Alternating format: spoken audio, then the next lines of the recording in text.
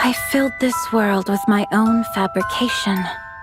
Rahili, Etha, Lesty, and you. They are content to remain here, to walk with me in this sweet dream. All except you. Was it too much to ask? To keep this one sweet dream for myself?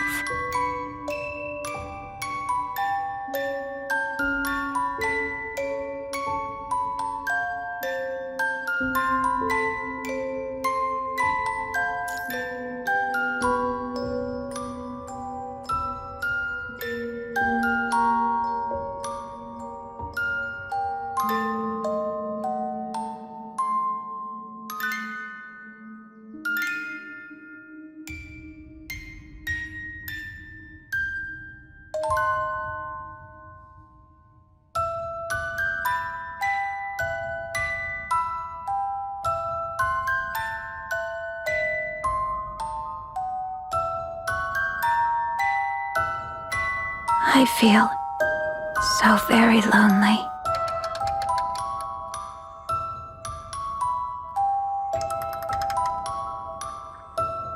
But you said this place was wrong, that this power must never be allowed to escape.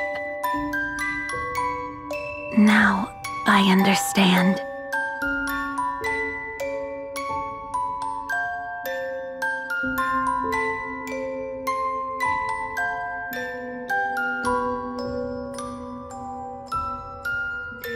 And I have made my choice. Forgive me for what I must do.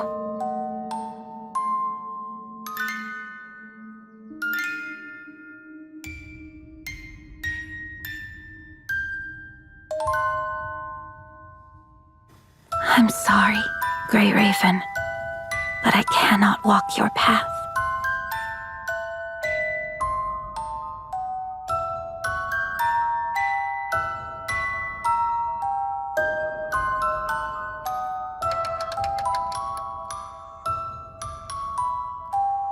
If we ever get another chance, please remember me and love me.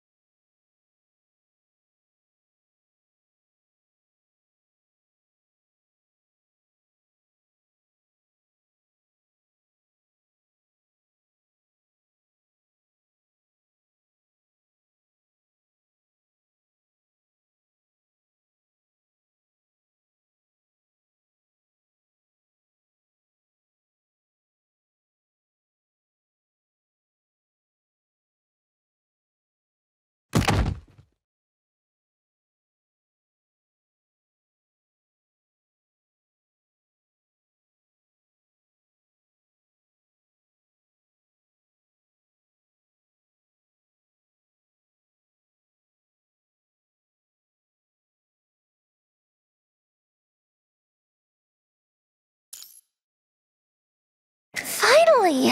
I called you so many times, but you wouldn't stir. Thought I'd have to play the hero and find a constable or something.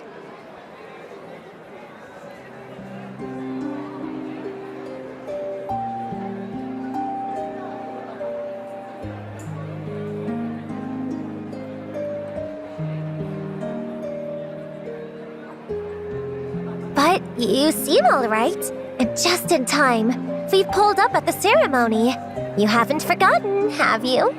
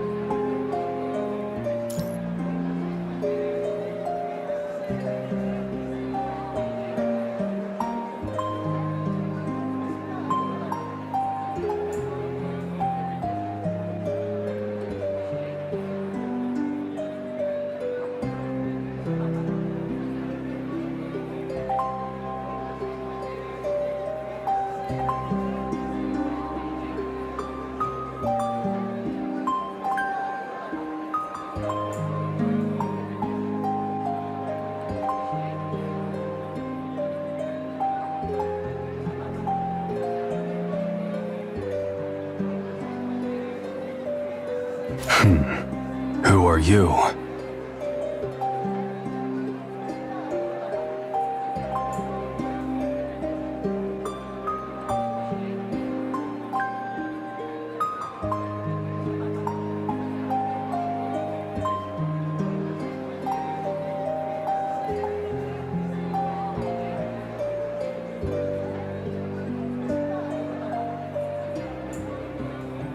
Oh, it's you. Not here. Keep your voice down and follow me.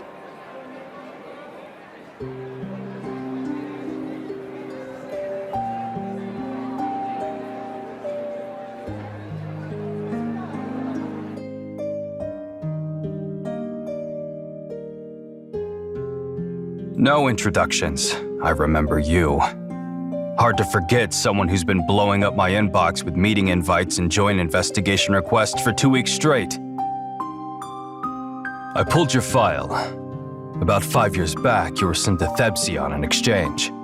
Just a junior prosecutor back then, if I'm not mistaken.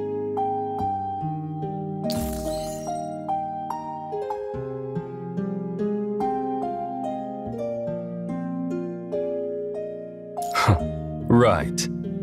Senior prosecutor. From Corinthos. Climbed the ladder. Landed a special appointment at our Inspector General in Thebsia. Heard you even applied for citizenship. That true?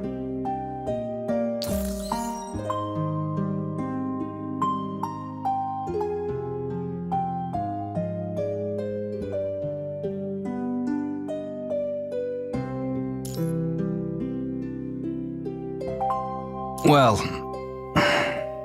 since you said it and not me, you get why I've been keeping my distance, right? The council never should have put an outsider like you on this case. Makes people nervous. They'll think you're sympathetic. You should go back. Thebsia and Corinthos are one spark away from war. We, useless cops, might not get deployed, but we're already neck-deep in the chaos the Pontiff left behind. No one has the time for a formal investigation request right now anyway.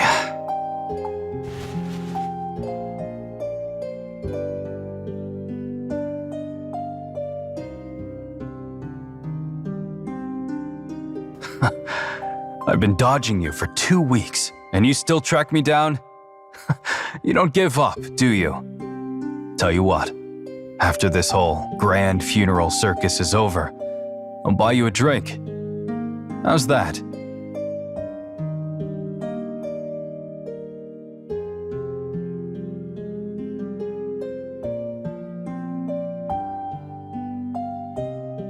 Look, we're buried. I know it's not easy being Corinthosian right now, but it's not exactly a picnic for us either.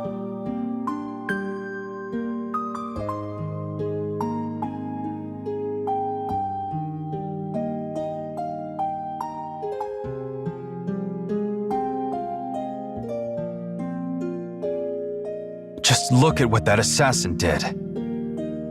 Huh. Or honestly, look at what our brilliant Pontiff brought on herself.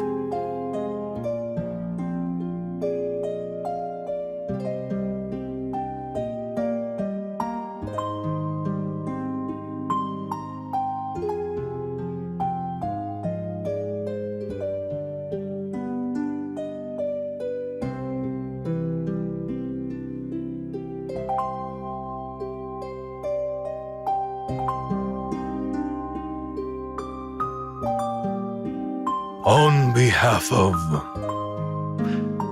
in place of the College of Cardinals, I extend my gratitude for your presence here today.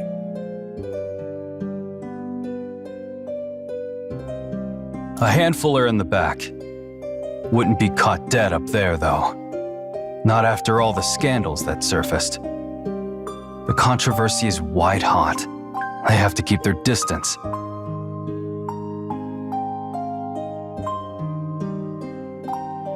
My side. From a cop's standpoint, every charge we filed through the Procuratorate was backed by hard evidence. The list includes, but is not limited to, corruption, bribery, collusion with foreign powers, especially with your people in Corinthos. Though, that part's staying out of the press, obviously. And then there were the private gatherings she kept hosting. Let's just say they involved some highly inappropriate conduct.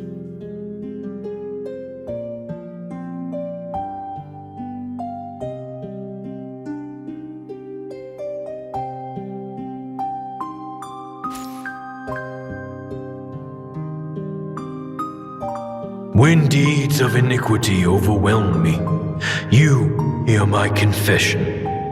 See my despair, and in your mercy, you absolve me. Shocking, right? But here's the real kicker. When regular people sin, the pontiff forgives them. But when the pontiff sins, who forgives her? The holy? Well, the holy didn't step in to save her, so it falls to mortals to have the last word. And until the official verdict, a pontiff this tainted doesn't get the sacred crypt. She gets this. A plot on the outskirts.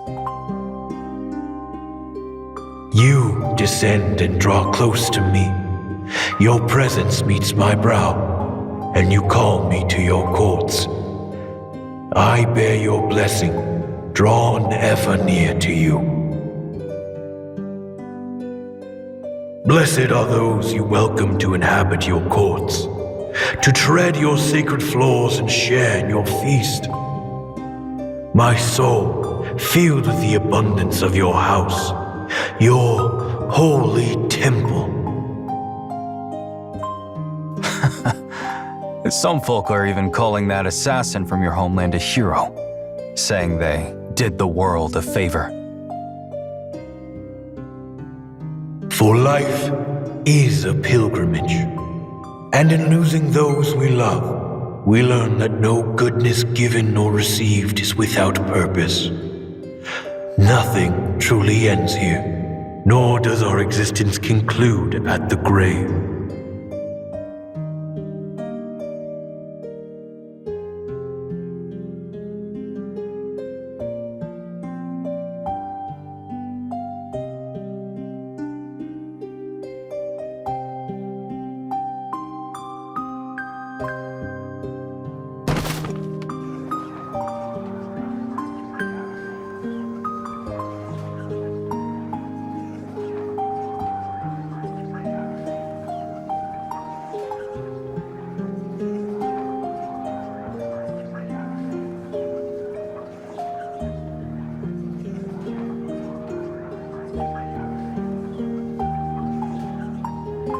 She sleeps now in your sight. I beseech you, grant her peaceful slumber within your courts. Let the moonlight of your grace wash her clean, and the shadows of trees soothe her soul.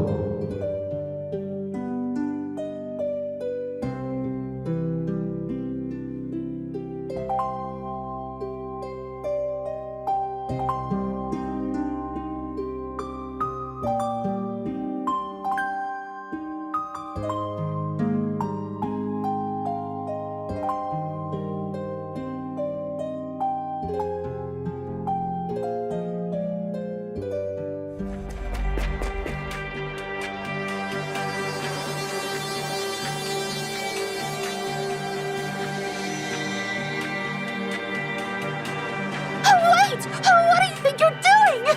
Ah!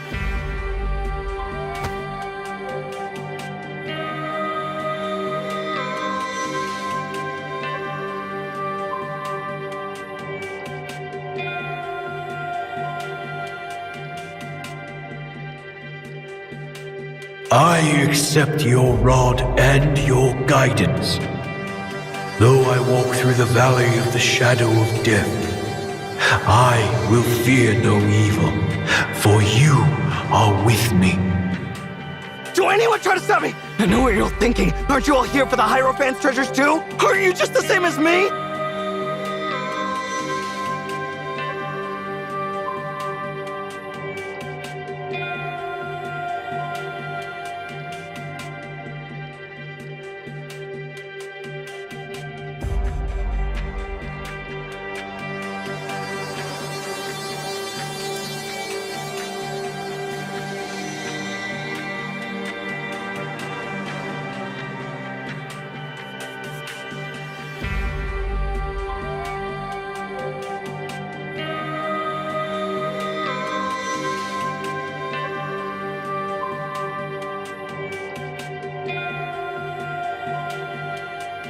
She was the only pontiff in centuries who proved the holy exists, and you expect me to believe you're not all trying to grab a piece of that sacred blessing for yourself?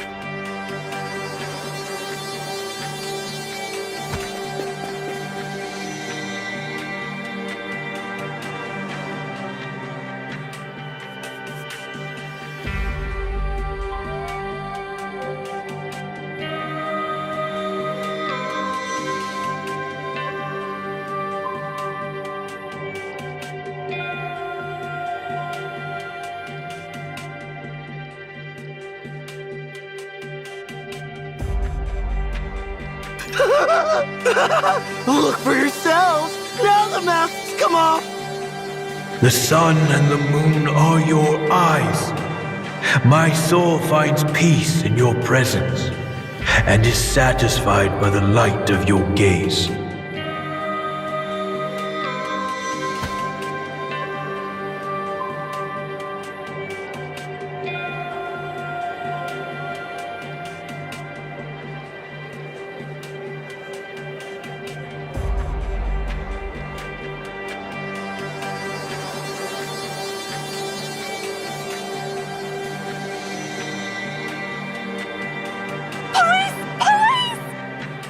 See? That's my cue. And people wonder why I'm here today.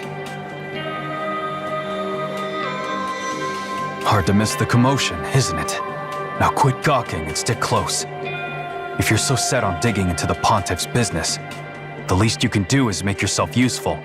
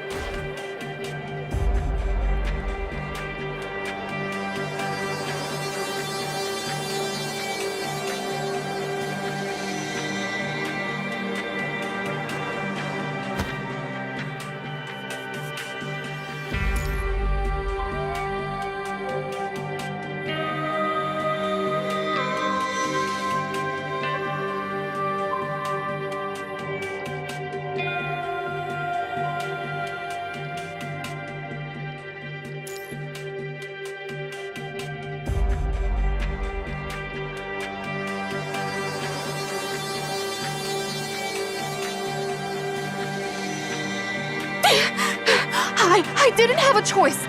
They say the Pontiff's remains. There's a sacred blessing. That even his liver could cure anything. I'm too young to. I can't just die from this. Don't you understand? I couldn't let this chance slip away.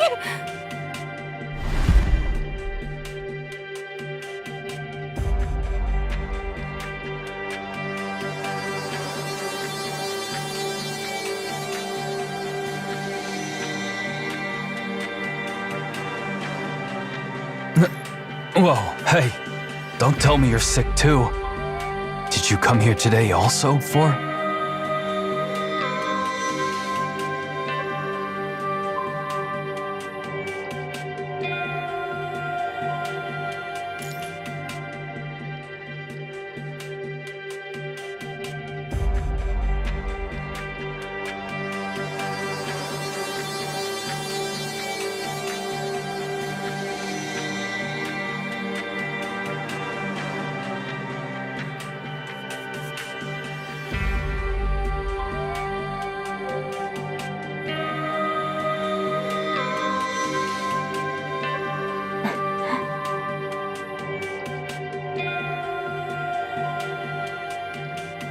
Hello.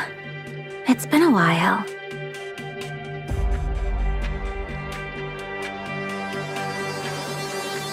There's no need to worry about your fingers. You won't be growing any tendrils yourself.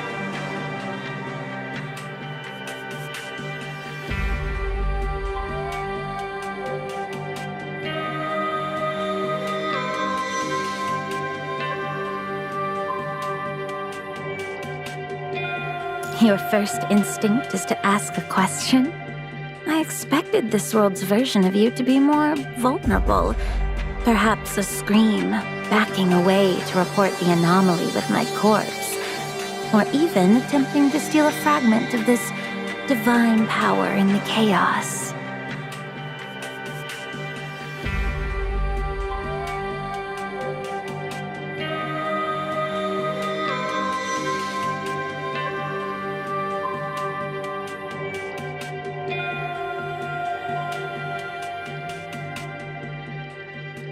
Then how much do you remember about the mission that brought you here? After all, you were torn into this anomaly. Your origin, your destination, they are all temporarily erased. You're left with nothing but that mission.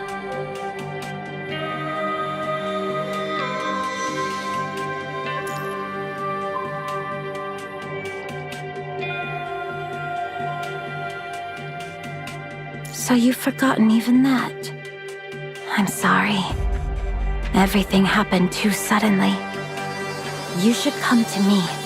In your current state, you need me.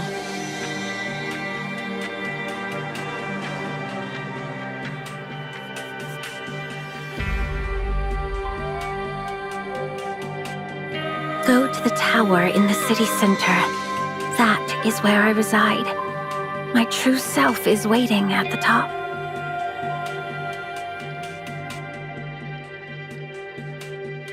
Indeed, the scene of the Pontiff's assassination.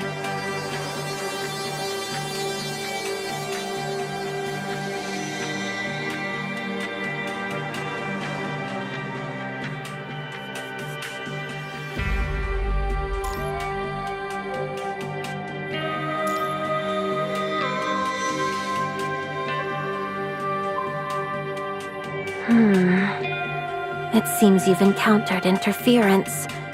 The world has taken notice. That's why you cannot proceed.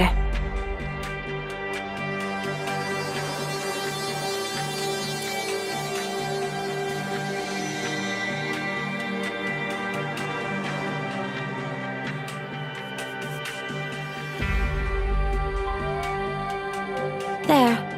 Try speaking with that officer again. Persuade him to take you. He may be the only one you can sway.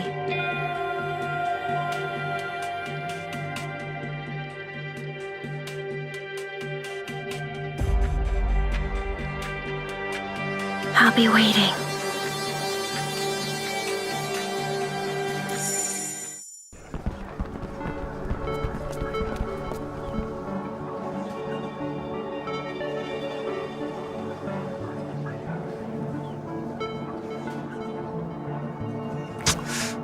Planning on taking a nap in there? Come on, up you get. The dead aren't known for being great conversationalists. All right, the anticipated disturbance is handled. Let's get this thing sealed up before anything else decides to pop out.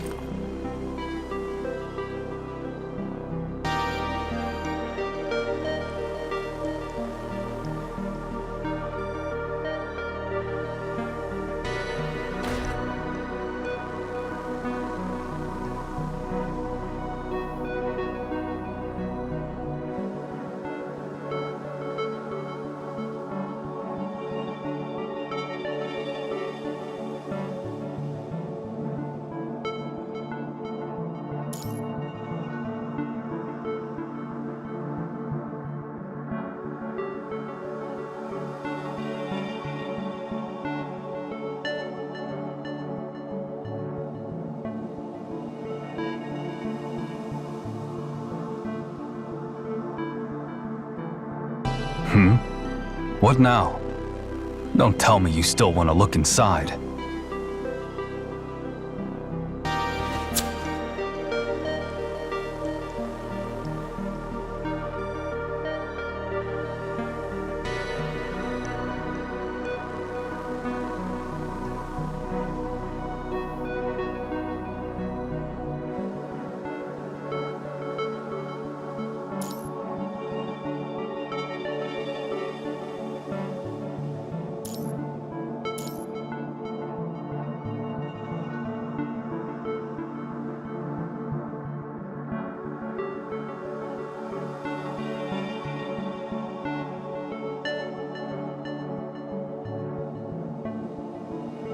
You've got to let that go.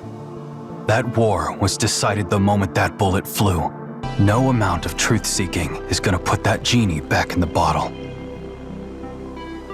Look, to the folks in charge, Kurantosian assassin wasn't a tragedy. It was a gift. The perfect excuse they've been waiting for. That's all this ever was.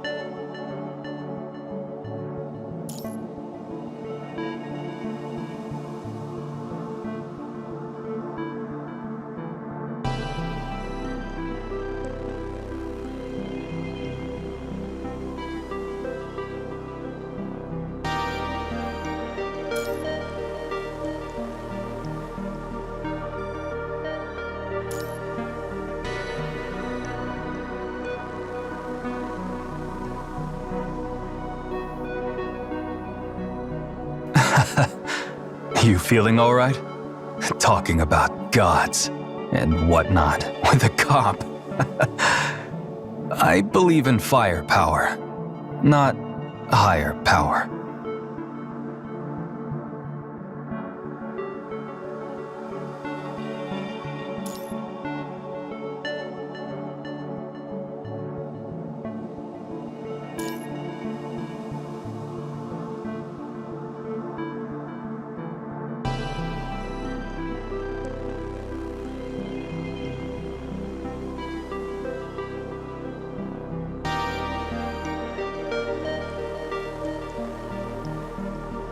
Now that's a topic I can work with.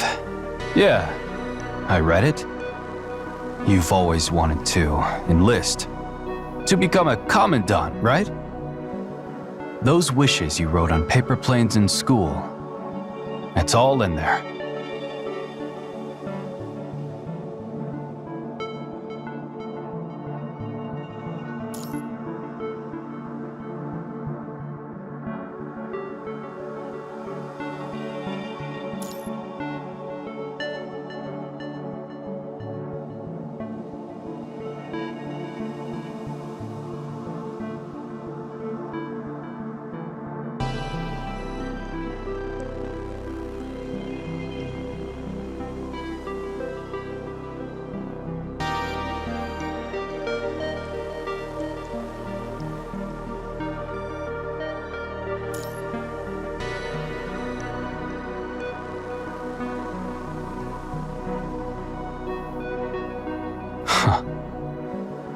You think that's why I'm here?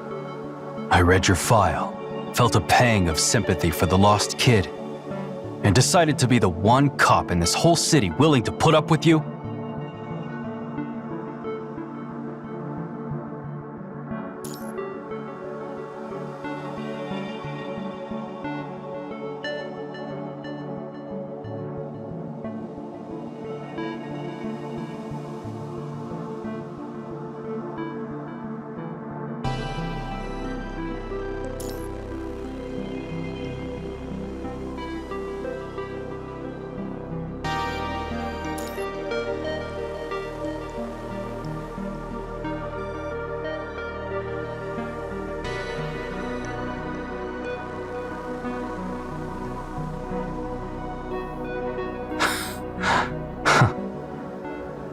Let me ask you something else first.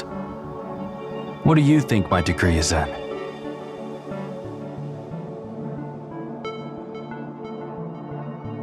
Wrong. Fine arts.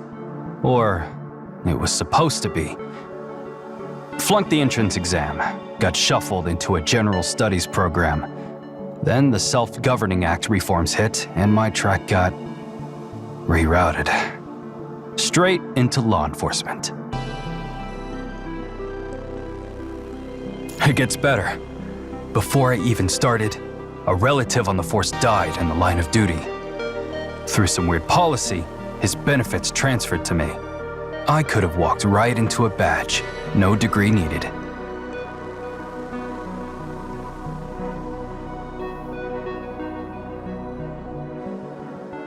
I didn't want it, of course. After graduation, I dug my heels in. Turned down a professional recommendation, refused the force. Took odd jobs instead. Wouldn't even do security work. I'd rather be in the back of some kitchen, up to my elbows in dishwater. Turns out, that restaurant was a police front, an undercover op. By pure chance, I stumbled into helping them nab a guy they've been after for weeks. Case closed, front shut down, no more dishes to wash. And they offered me a job. Again. The day I finally put on this uniform, a voice in my head screamed two things. I'm sick of this job. I should really find something else to do. And, that stubborn woman shouldn't be a commandant. She'll just get herself killed on the battlefield.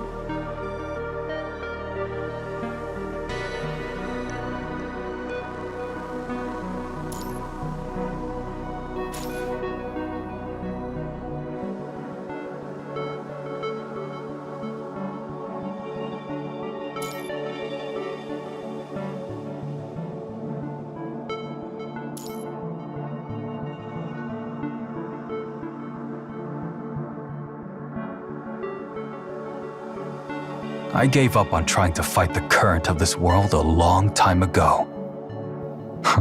But you're the most stubborn, obsessive person I've ever met. A complete lunatic. Just as I figured. I never wanted this police life. But this bizarre reality keeps insisting I'm meant to be a worrywart with a badge. So I thought, why not trust my gut? Meet the other person the universe seems to be pushing around. See if you figured anything out. And standing here now, I'm glad I did. All right, let's be clear. I do have 2 missions today.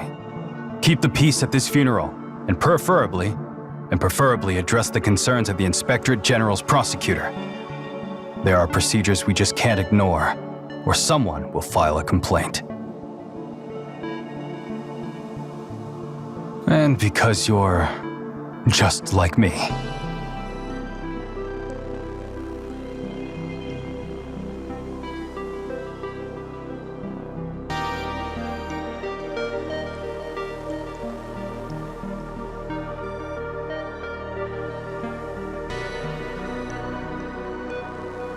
Any formal request you file will get buried in paperwork forever, but I can satisfy your curiosity, if your questions stay within the bounds of procedure.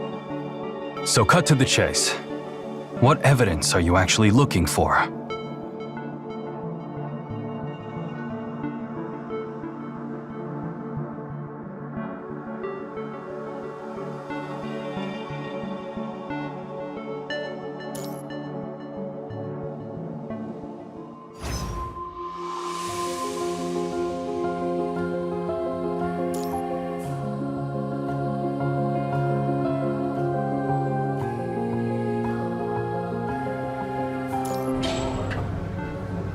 I was actually gonna take you to the Pontiff's private residence next. But how in the world did you know it was at the top of this tower? Don't tell me the press has already caught wind of that.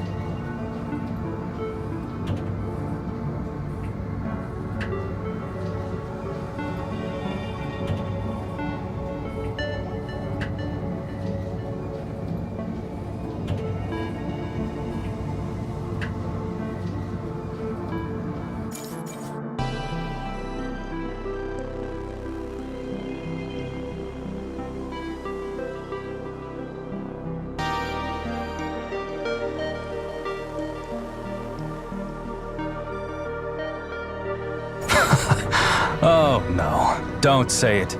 Don't tell me the late pontiff told you again.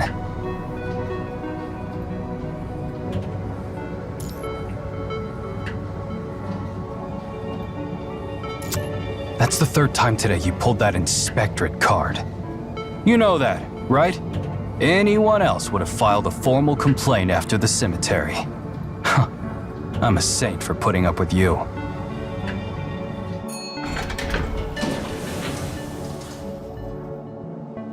Anyway, we're here. Stick close.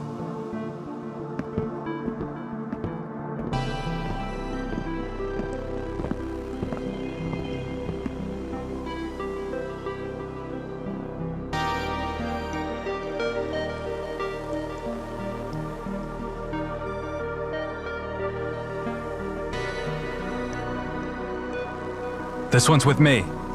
From the inspectorate.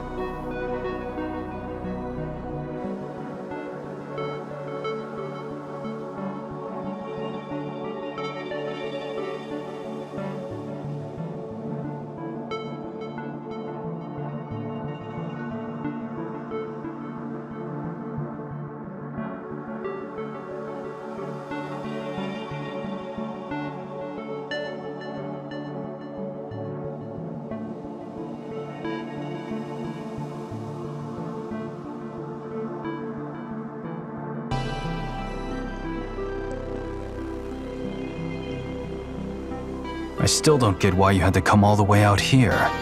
We've got photos, scans, evidence bags. Couldn't you have just reviewed the file back at the station?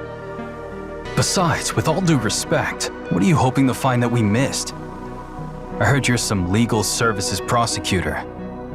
So you studied law in school?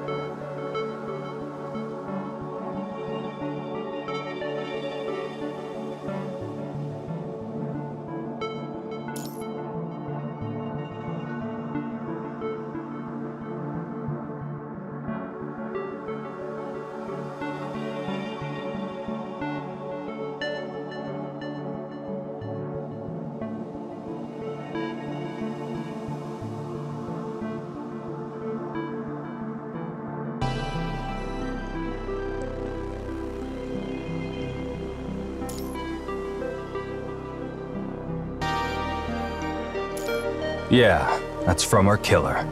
Lesty, the Karantosian assassin. I assume you've read the basic file on her?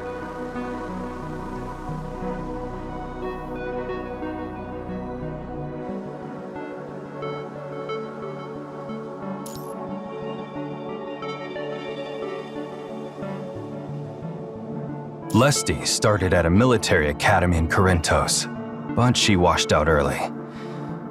Came to Thebsia to study international relations. After that, she never really settled down. Bounced between public information firms, law offices, you name it. Right before this, she was just another paper pusher in the logistics department of a military contractor.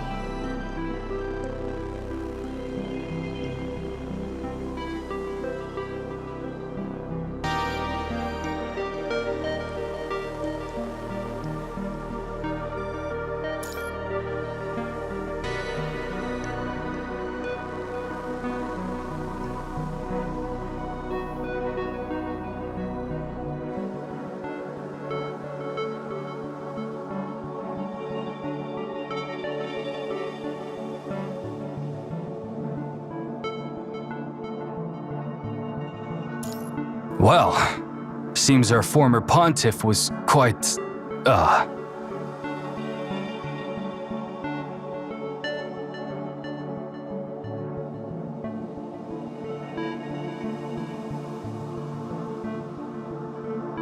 Oh, a sharp observation indeed.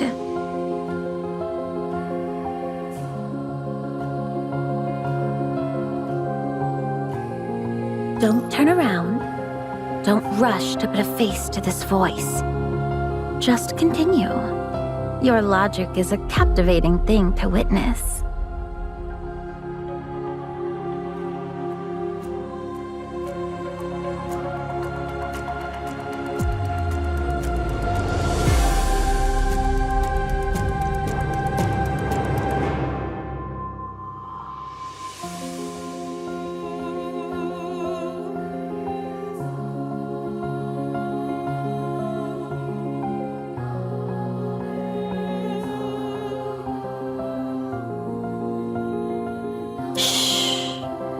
For now, consider me just an illusion.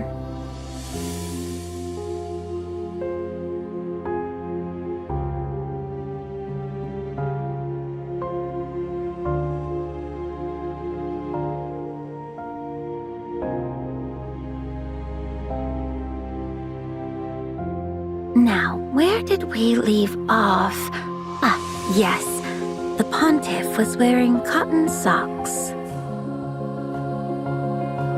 Because the snow has only just retreated, but the warmth is yet to truly settle in these stones, the hearths here, they never quite learned how to stave off the deep cold. One must take their own precautions.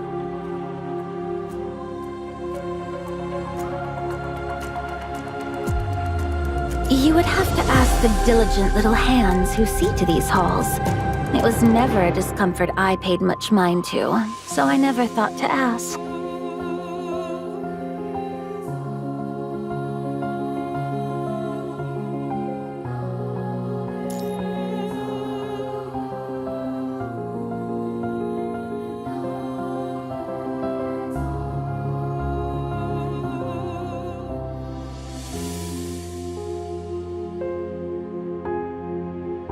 Still as curious as ever, I see.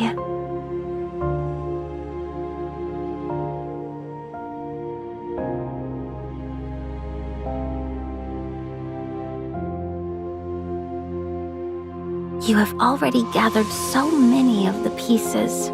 Arranging them into the moment itself should be within your grasp, shouldn't it?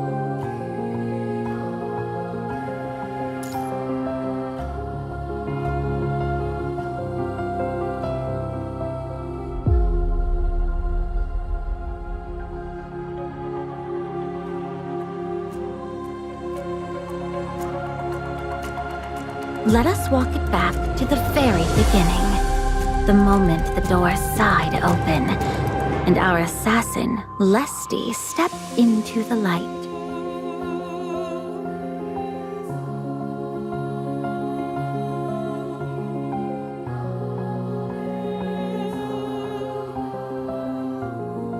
It was the evening of March 20th, the spring equinox. The pontiff's afternoon work was complete. Then came a half hour of silent prayer. Afterward, a return to the desk, to the solace of a book. This lasted until the clock's hands found 6:15. And in that moment, a sound pulled her from her thoughts. The door opened before its time, but the bishops were not due for another 15 minutes. So the pontiff raised her voice and asked who was there.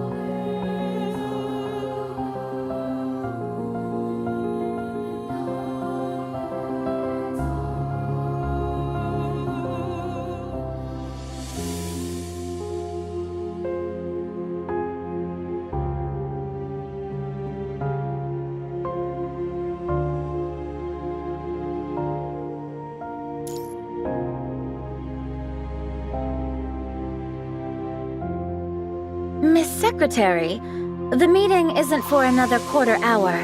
You may return then. 14 minutes. That's enough.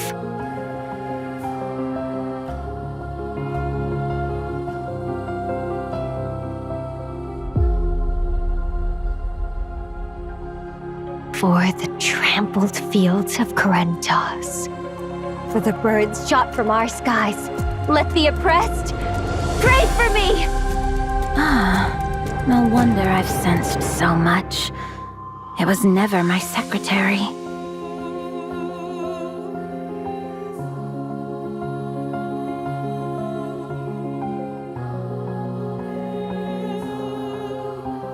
You... knew? I knew only that you would come. The rest was shadow. But if you wish to speak, I will listen. Don't play the saint. You've colluded with those damned ministers. You let them steal our land and kidnap our children. You've dumped war, disease, and filth on our doorstep, destroying our meadows and ponds. Their actions are not mine. I do not move by my will. Lies! They'd never dare without your silent approval.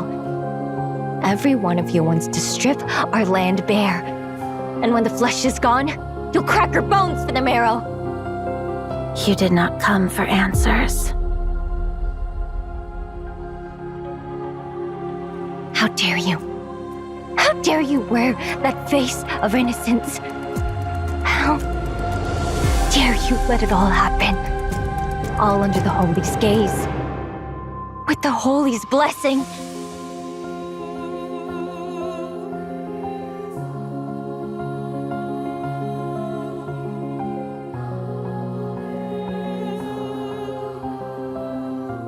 I have nothing left to lose. If I must kill a god to be free, then so be it! The truth is lost to you now. You see only the flame of hate.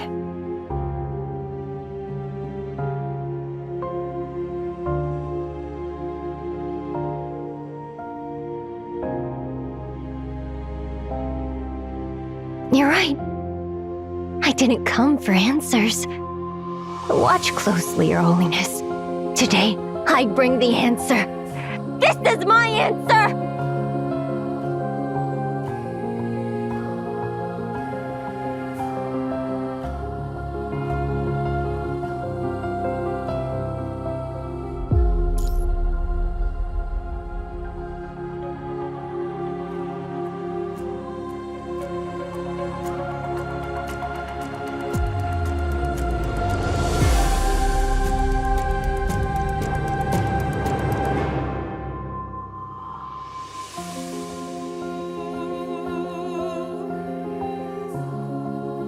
Look, this is the moment. At 18, 19, 20, she plunged the knife into my chest.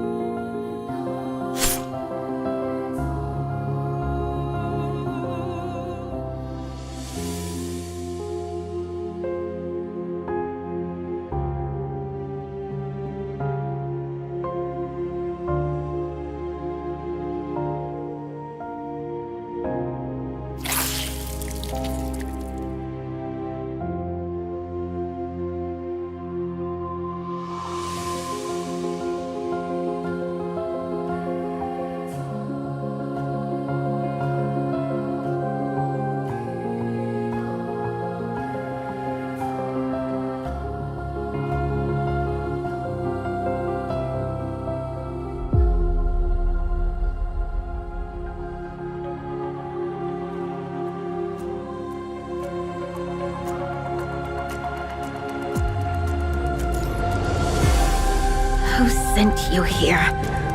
So much guidance has been poured into you. You must open your eyes and see the strings you mistake for your own will. Don't you dare! No one pulls my strings. This is my choice. My answer for every horror you've created. If my death is the solution you believe will save this world, then I will not stop you. I accept it. Just shut up! But you will see the world that follows, and you will find it is not the salvation your current self dreams of. Stop talking!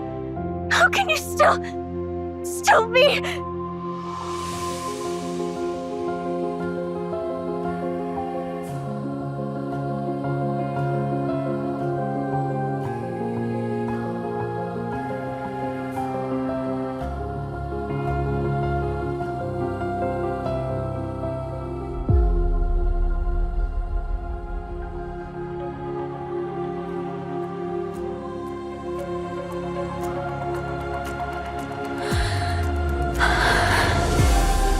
Poor child.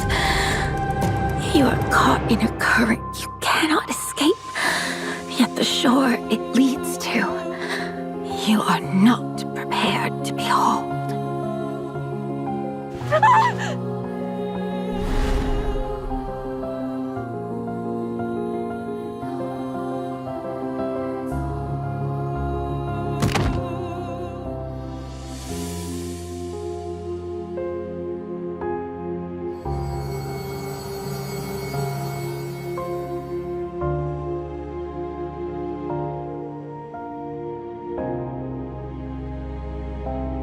And so the deduction concludes at precisely 1825:01, I died right on this spot. Do you see it clearly now? The assassin, Lesty, had no desire to flee, nor the time. My secretary, the one who manages my documents, came looking for me. She discovered the scene. Security was alerted, and they took Lesty into custody.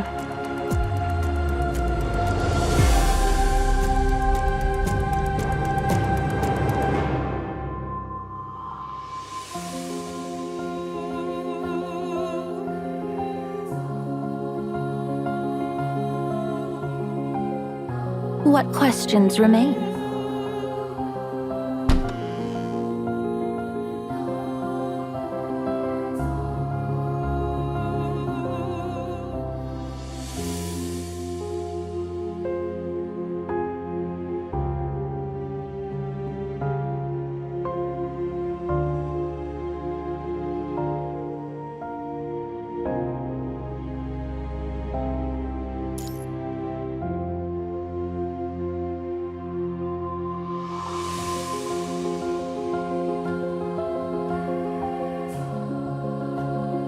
Then open it. See for yourself. Trust your instincts. In this world, the divine power can guide all things. All except you. You must never forget that.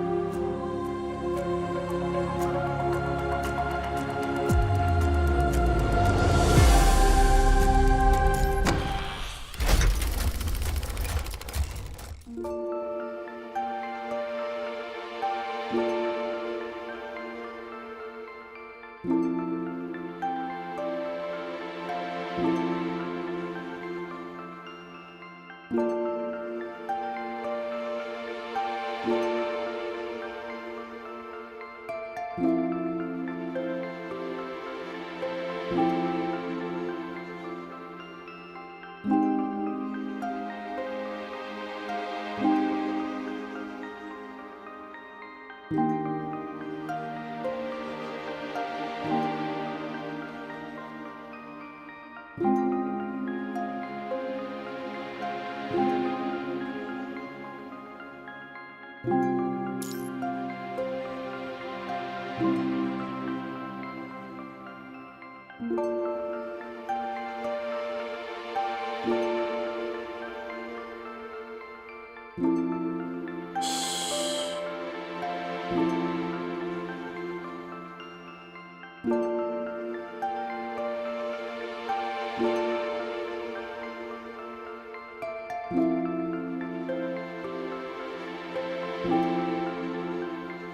Did you notice anything interesting on your journey here?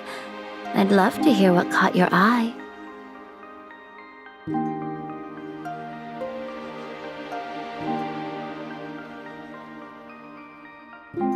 Not even a single wildflower?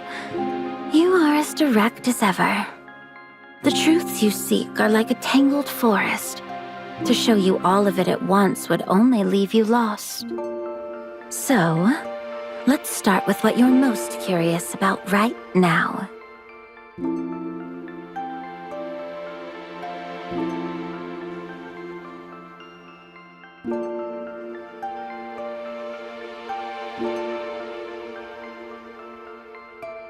As you just witnessed, I was stabbed in the chest by Lesti, the assassin from Corinthos, and collapsed right here. As the guards took her away, a medical team swarmed in, so dedicated to saving my life. Originally, I intended to comply with their diligent efforts, to be dutifully rushed away, patched up, taken to a hospital for stitches, and declared a miracle. A neat, tidy end to the whole assassination incident. But then I noticed the medics. I knew some of them. Quite well, in fact. Oh, let's see.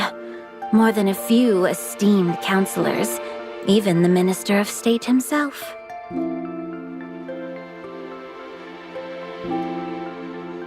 Their faces were like a gallery of masks, the expression of each one more transparent than the last. Some were terrified, wailing, "Without Ishmael, who will deliver the divine will?" Others could barely hide their thrill. In one man's eyes, I could already see the Thebsian army marching onto Carintosian soil a month later. And one actually checked my pulse and cheered. "She's fading. No more commandments. No more guidance." And I realized my presence wasn't a shield. It was a spark. I had become the kindling for every opportunistic ambition in the room. So I thought, perhaps it would be more fitting if I simply went along. In a way, but it also allowed me to do what was necessary, to converge the guidance.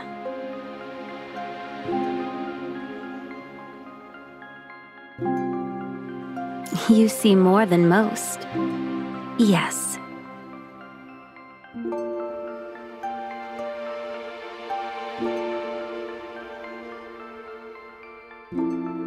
Given that you've forgotten everything, that story is a long one, and it requires time we may not have. In short, I gave those who wished me dead a convincing corpse. It freed them to indulge their ambitions without restraint, and it allowed the real me to wait here for the one person untouched by guidance to find me. I know it is. You are the only one. That is the clearest truth I can offer you now. Is it not the answer you came for?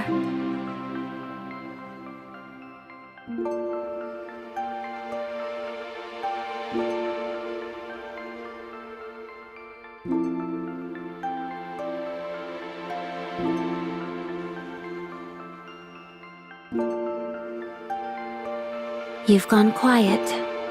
I can see the conflict swirling behind your eyes. It's like watching a silent debate. How irresponsible. Your fake death brought real suffering to Corinthos. It was inevitable. Someone was always determined to wage war. And is there anything I can even do now?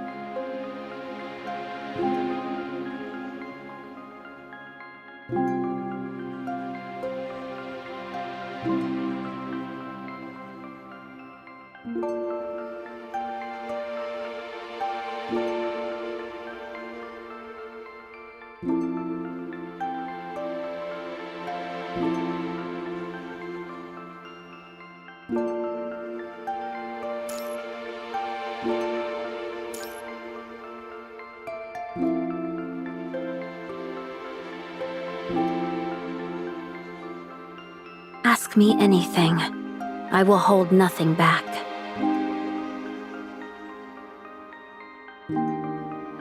No, quite the opposite. It is the kindling that started it.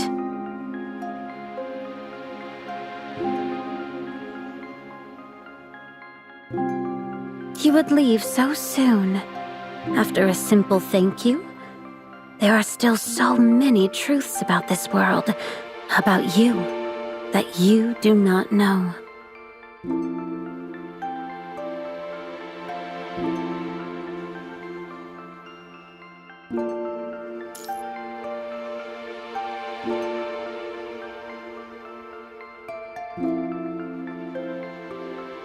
Are their names Lucia, Lee, and Liv?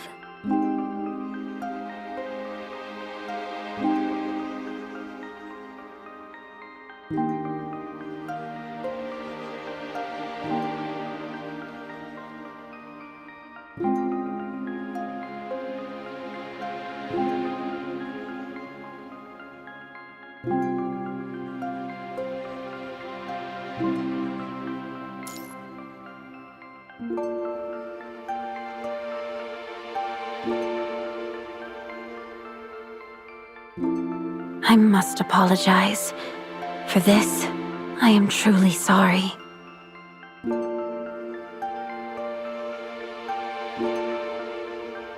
I do not believe you will be able to return to those 3 children. You've been marked. This world has taken notice of you.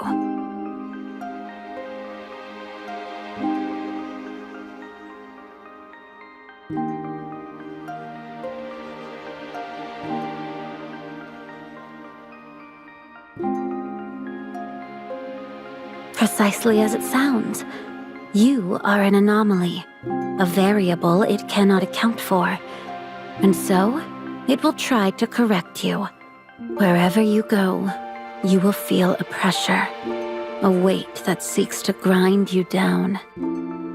A misplaced step on a stairwell, a runaway carriage on a busy street, a snapped cable on an elevator. The world will become a dangerous place of unfortunate coincidences. And it has already begun within you. You feel it, don't you? Your own body is turning against you.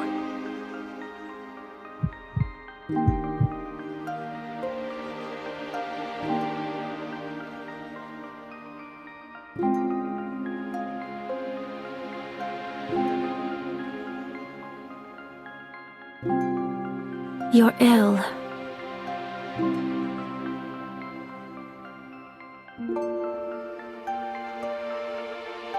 Is that what they told you? You should seek a second opinion. Unless we find a way to shield you, you may not even make it out of this tower.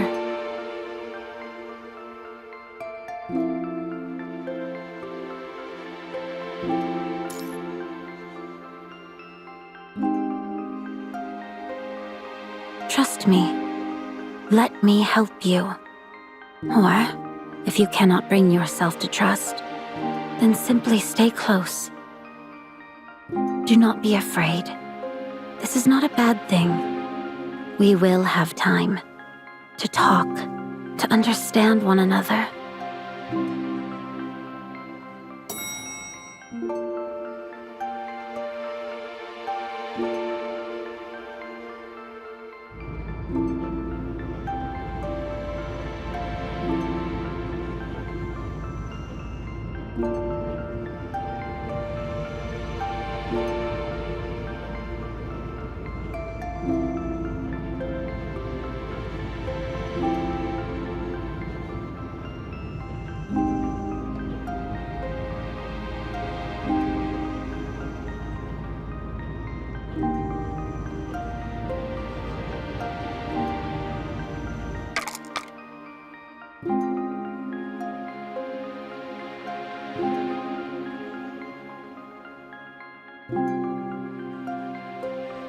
Tell me about yourself.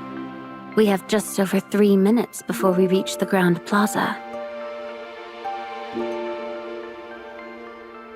everything.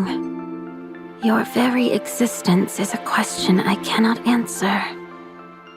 If you need a place to start, tell me about the 3 children you care for. Or perhaps how you came to this world, your upbringing, or what shaped you into a prosecutor. Or simply, the things you cherish, the people you hold dear.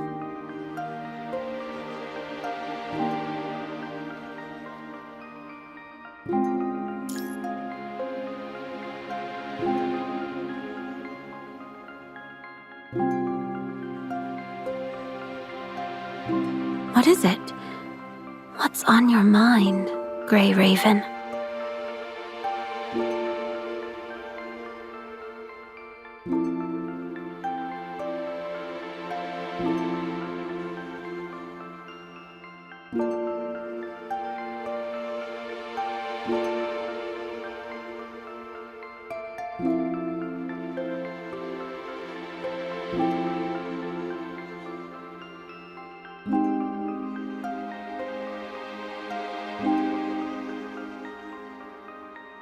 The sunset.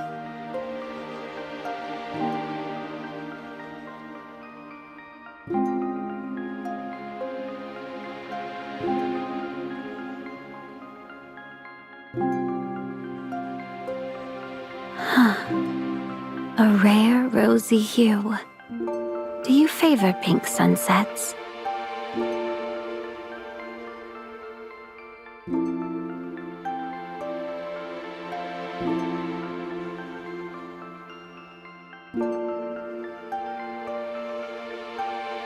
Oh, you're thinking it's the same shade as Ishmael's hair. How poetic.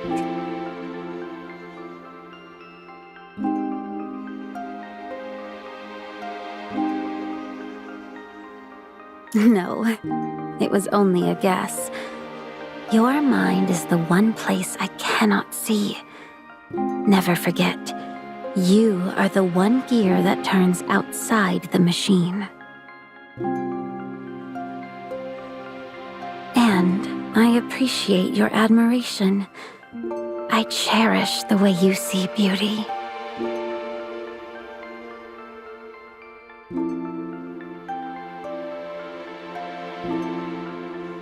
One minute. Just enough time to explain what comes next. You see, this elevator shaft is transparent, but not uniformly fortified. Only the glass on specific floors is bulletproof. I'm implying that if a sniper were to take a shot at us right now, our survival would be a matter of pure chance, a roll of the dice.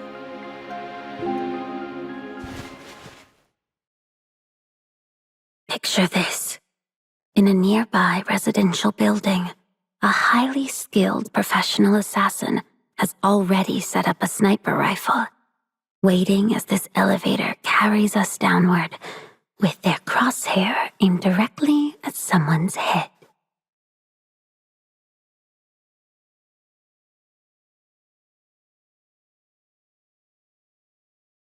But what if the situation were worse? What if the world itself is the marksman? It wouldn't need a sniper.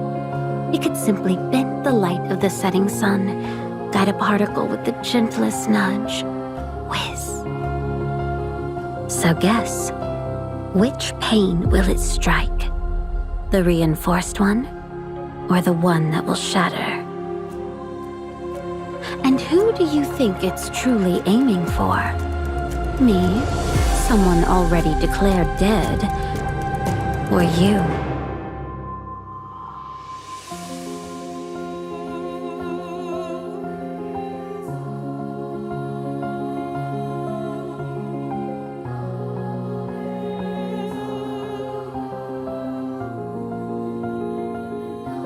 Let us consult the ledger of fate, which has never been balanced. The distribution of vulnerable pains is...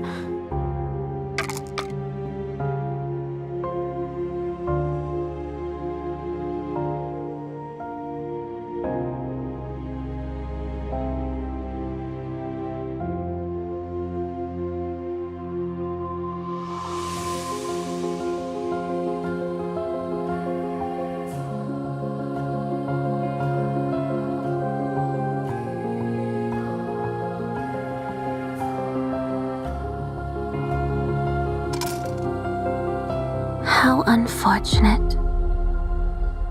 Your probability of survival is precisely 0.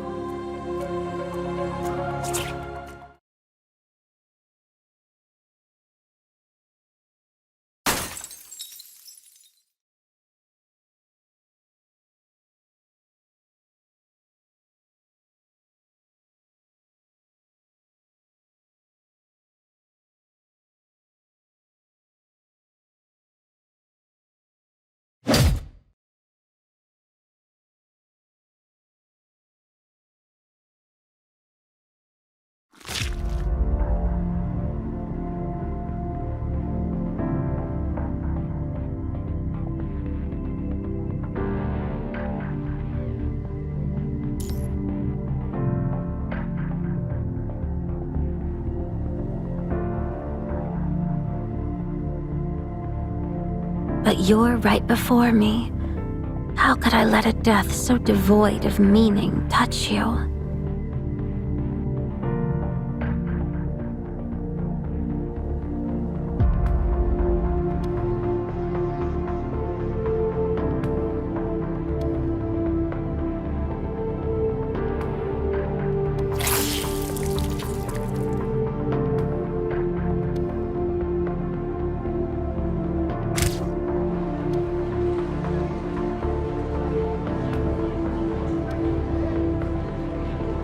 Where did that leak come from? Hey! Which outlet broke the story? Who's claiming the Pontiff faked her death? Hey! If you're not in the loop, stop blocking the road. Just move it.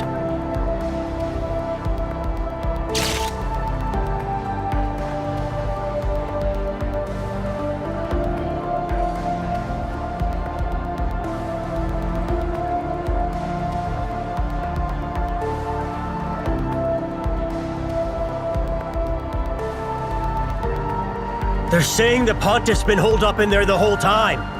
That big police announcement about her burial this morning? A complete sham! The Pontiff herself is gonna walk out that door any second! That doesn't make any sense! Seriously, where did you hear that? Who cares where it came from? Look, the elevator! It's coming down!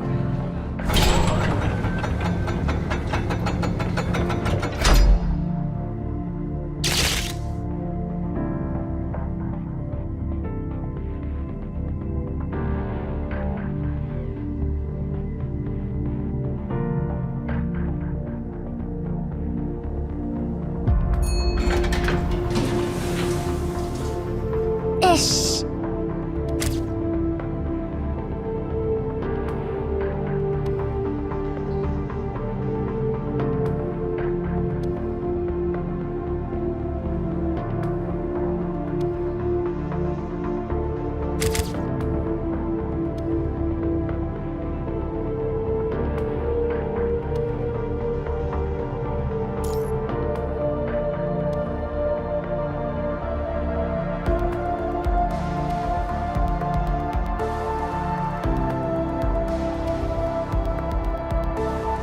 Ishmael!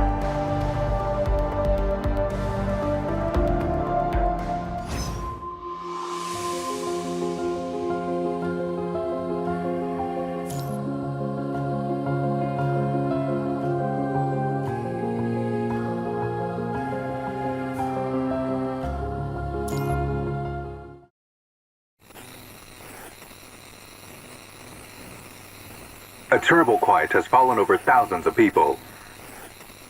Yesterday morning, authorities from both the police and the church made a joint announcement. The former pontiff had been laid to rest in a private, secret ceremony. However, that official statement was contradicted in the afternoon by eyewitness accounts placing the former pontiff alive within the central tower. And as it turns out, they were right. The former pontiff Ishmael, or perhaps we should say, the pontiff Ishmael, who was still alive as of yesterday evening, did reappear before the public, but the manner of her return was horrifying. Last evening, onlookers watched as a transparent elevator descended, but it was not a normal descent. The car was filled with blood. Inside this fish tank, as some are calling it, was Ishmael, collapsed, suffering from a severe wound to her neck. Even more notably, there was another passenger in that elevator who emerged completely unscathed. A member of the Inspectorate General of Corinthos has now been named a suspect in this homicide attempt and is in police custody. At the scene, Pontiff Ishmael was confirmed to be in critical condition and was rushed to emergency care. Currently, she remains in a life-threatening condition.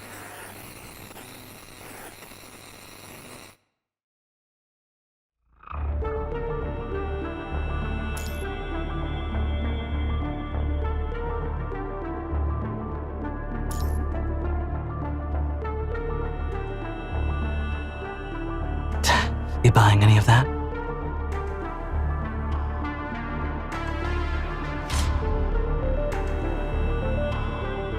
Not a word.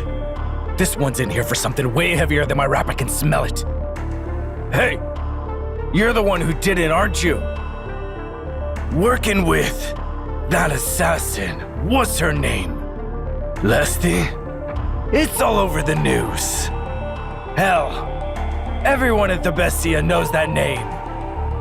Funny thing is, soon as they toss you in a cell, the people hit the streets, saying that the whole assassination was a scam.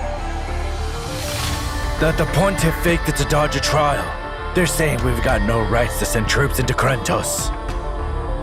And it's not even these well-meaning peace activists. Everyone is screaming at the government, demanding proof she's even alive. Real-time medical updates, can you believe it? The whole nation's about to tear itself apart. Leslie's Krenantosian. And so are you. You're in on it together. Typical Krenantosians always playing your little games.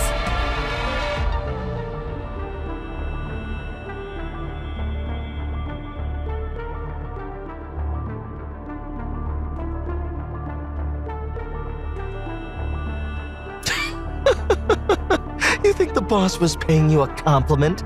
Dream on.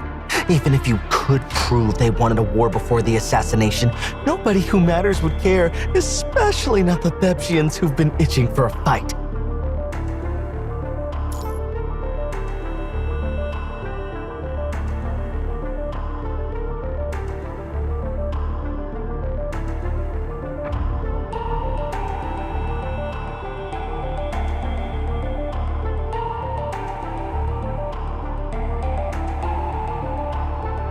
Don't get so high and mighty. You know what I did? I killed a useless apprentice in my shop. But you're in here with me. And in Thebsia. That means your crime is worse. Because your money and power are more than...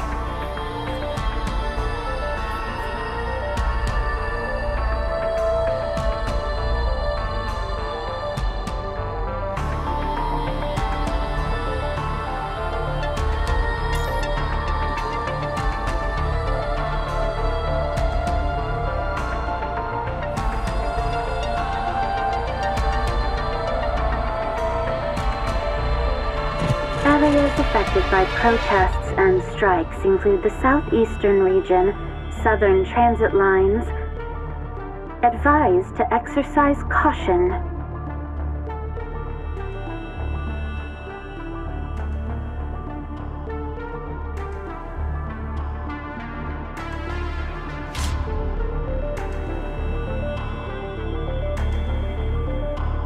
Huh? But I overheard the warden today. Said all those charges against the Pontiff, they're legit. She really did fake her death. Made the entire police force look like complete fools. They're furious. I knew it. I always said the Pontiff made a deal with the devil. Probably funded her whole escape with our taxes. Got shot for real? This time? Good. Let's hope it sticks. Hey! Keratosian! You better be sure you put that idiot Pontiff down for good with your one shot. Might be the only decent thing you ever done for Thebsia.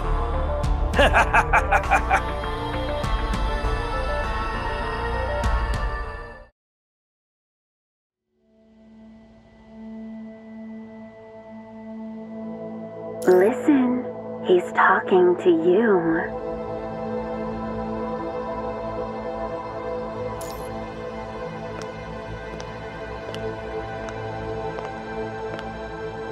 Well, did you put the Pontiff down for good with your one shot?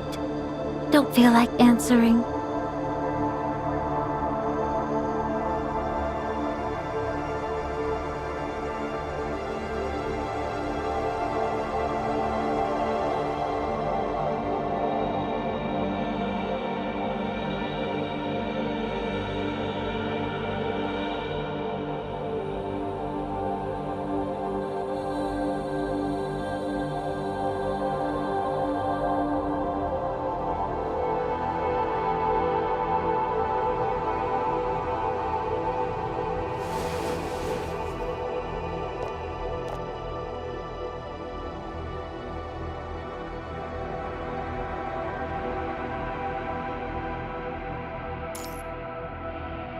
Apparently not.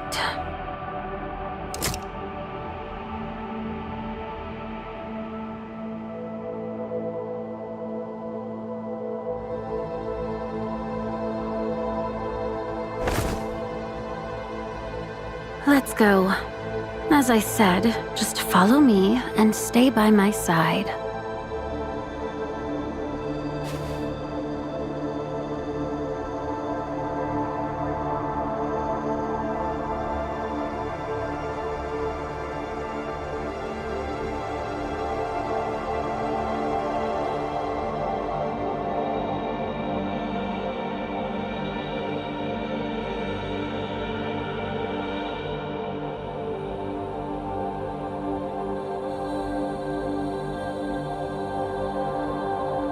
You still have doubts.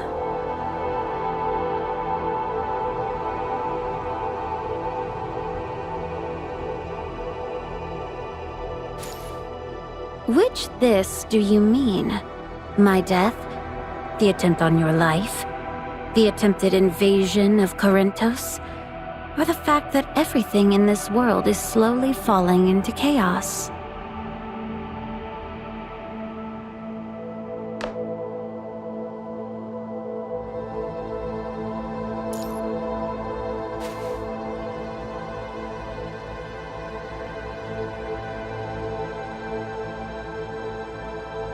The one responsible for all of it? It's simple.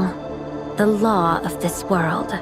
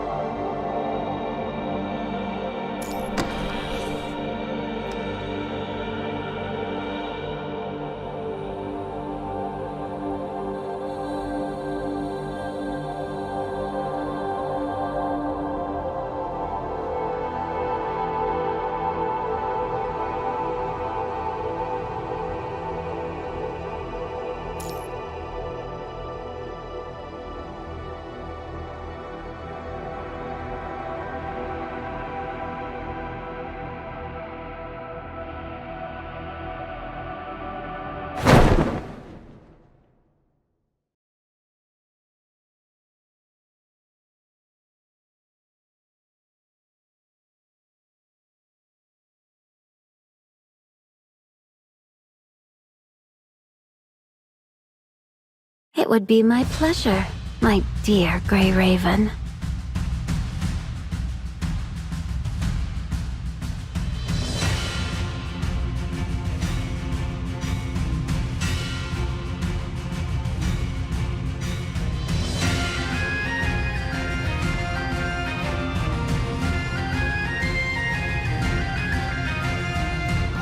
The world's law is not easily grasped. Do you remember the gears beneath the dome, where you found me?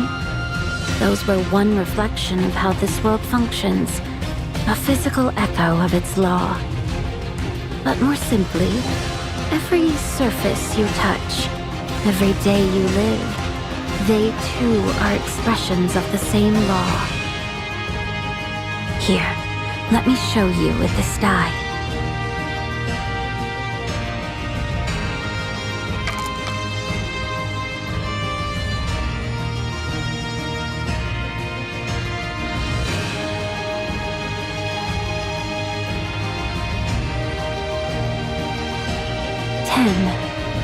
Equality. Balance. Perfect harmony between giving and taking.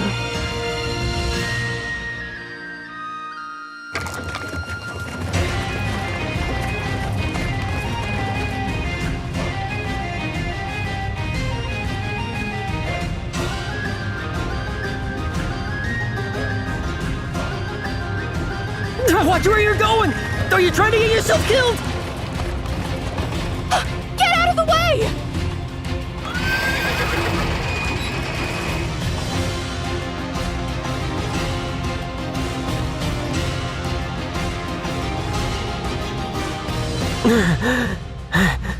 Look what you did. You cracked the hub on my left wheel? How am I supposed to make my train now? Oh, and I suppose you're the only one with someplace to be. If you're in that much of a hurry, maybe you should have taken a motor car. You've gone and broken my right wheel.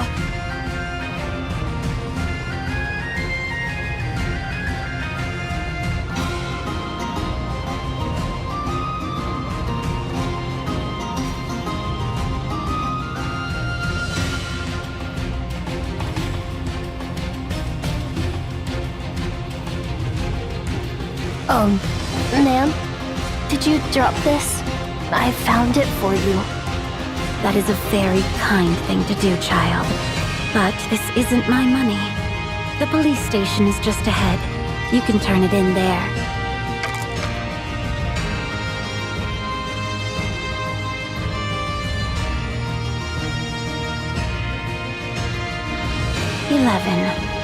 A slight imbalance.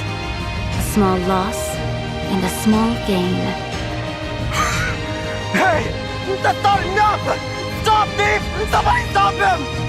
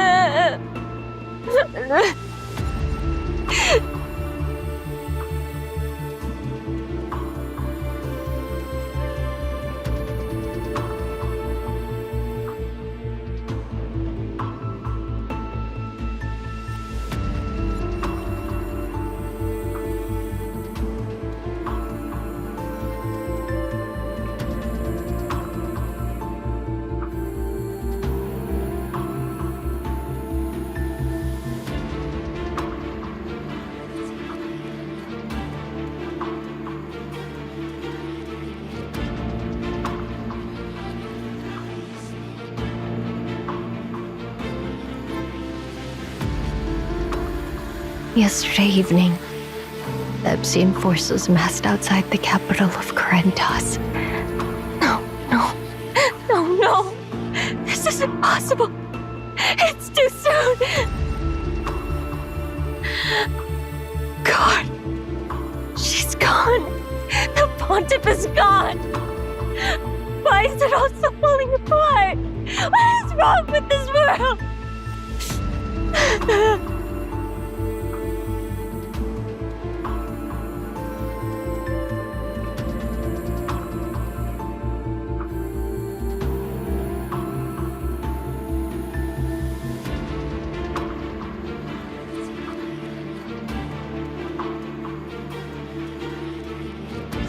Stop the war! Stop spending our money on war! Stop the war! Tarantos is not our enemy! Don't open fire! Don't open fire! Don't open fire!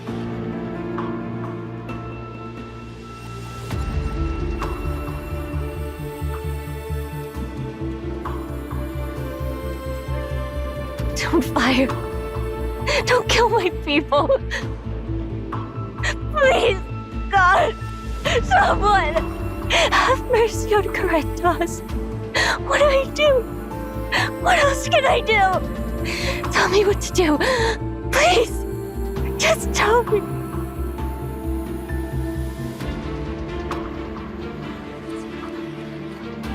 Showing you all this, it should be enough. Can you hear it now?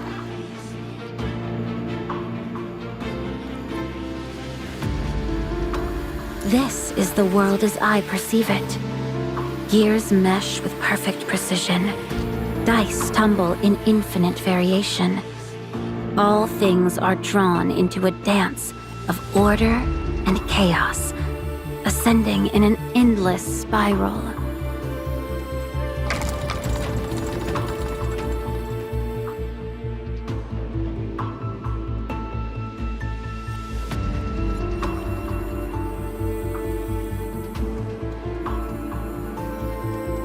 This is the law that governs this world. And it's these very gears and dice that weave together the sound unique to this land, to Thebsia.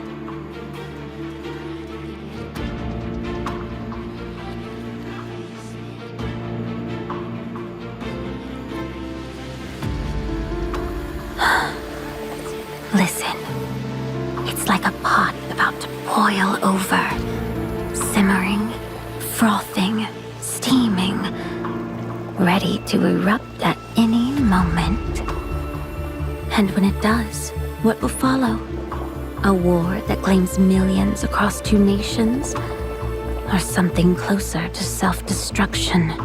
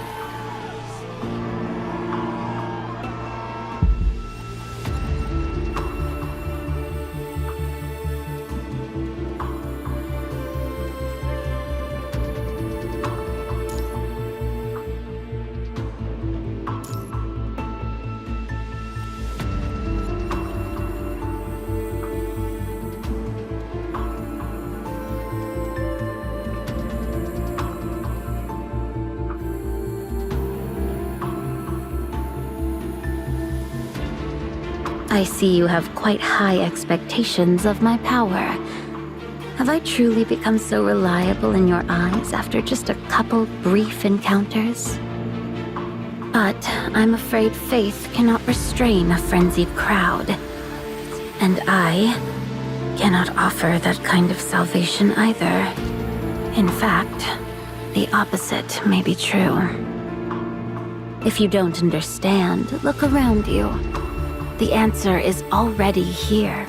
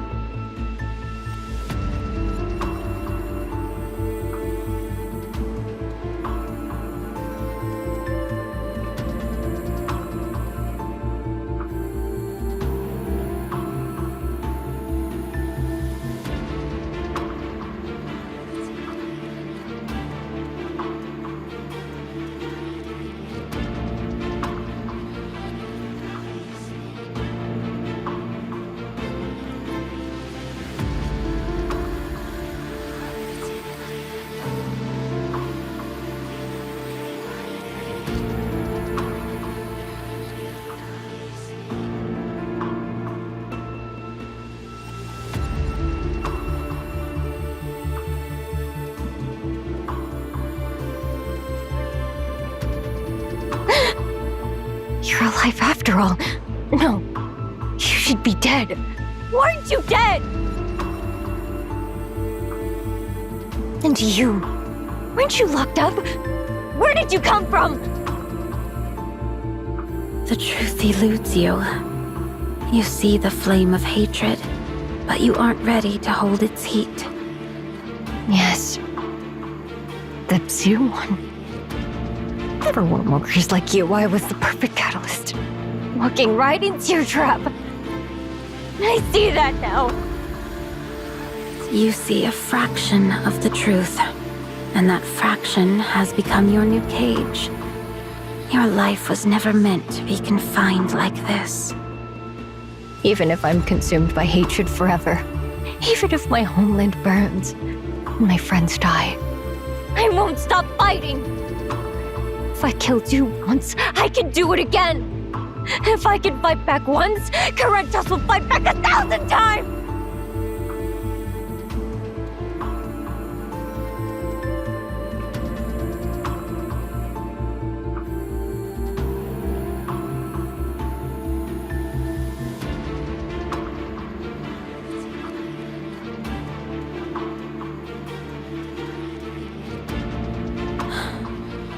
What I mean is, you've hated the wrong person. Killed the wrong person, child. The ones who sent you to kill me wanted a reason for war. You were just a pawn in their game. Everyone, even themselves, even me, we are all pieces. Don't play the victim! You don't deserve anyone's pity! Indeed. Using faith for political gain is an old tactic. I've been prepared since the day they named me Pontiff. And sure enough, the moment I dared oppose those in power, my disobedience turned me into the Pontiff of deplorable deeds. The madness lives in this nation, in its people, in everyone you see on this street. But have you considered this? Perhaps I alone am free of it.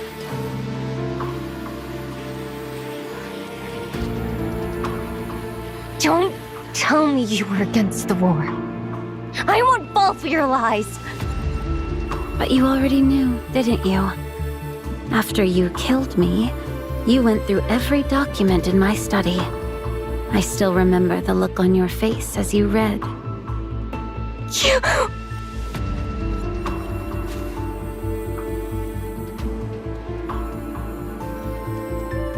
Look at me, child. Lift your head. I did search your things. I saw the documents. Your arguments against the war. But something in me... I didn't want to see it. Couldn't accept it. I only wanted to listen to the voice in my head.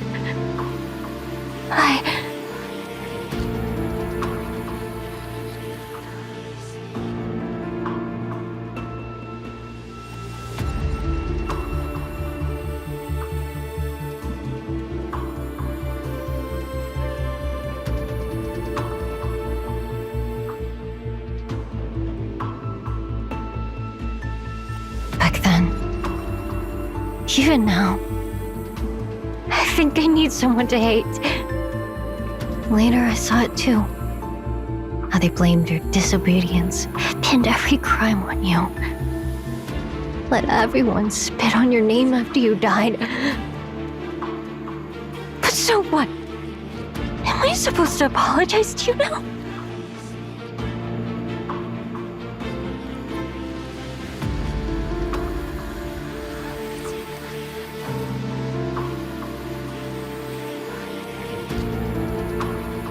Don't tell me you, even you, the new assassin, are also...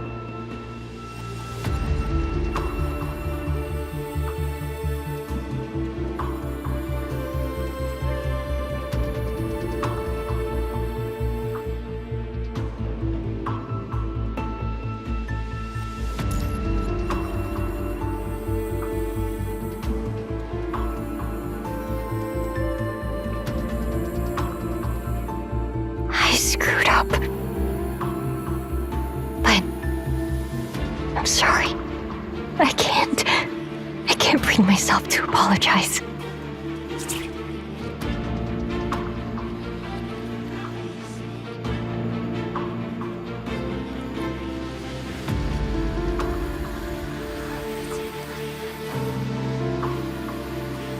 I have removed the guidance the world imposed upon you. You are unburdened now.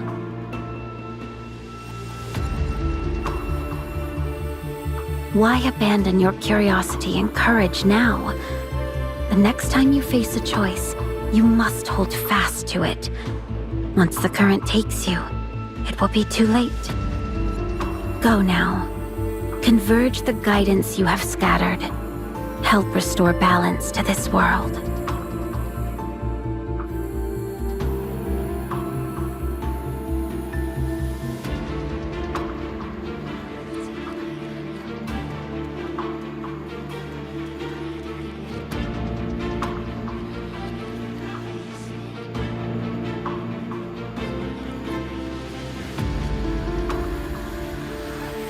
Pontiff, if I become your follower, if I devote myself to you, could you? I forgive you. Your sins are absolved. But I need neither your devotion nor your prayers. You are free. Rise, child.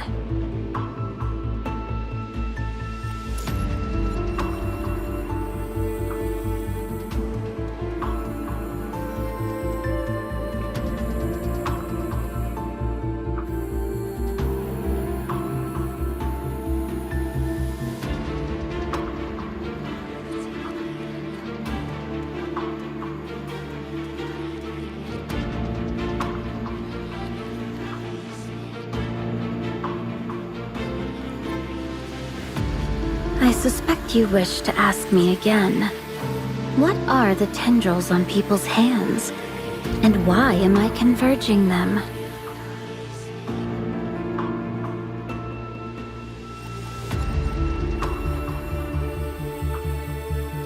Then perhaps this time, you could explain it to me.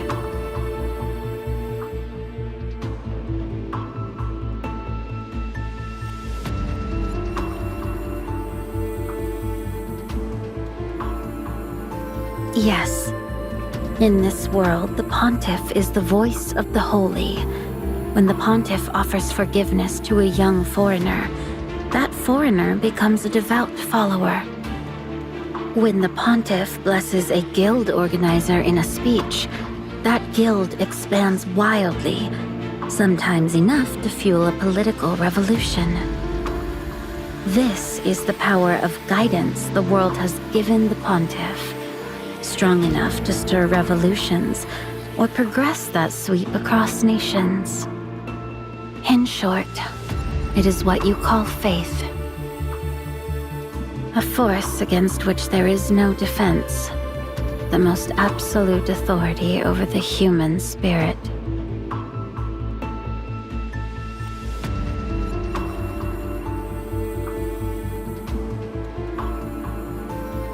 Throughout history, faith has often led people deeper into the abyss.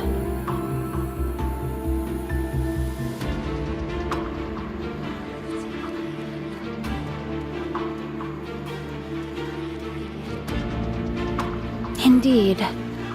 Once again, I must express my admiration. You see clearly, and you are truly the one I've been waiting for.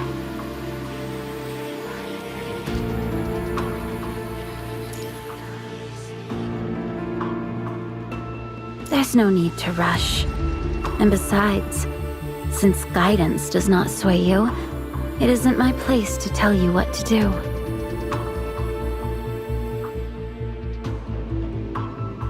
Listen to your own heart. The answers you need are already there. But before that, there is one last thing to settle. Something that concerns you directly.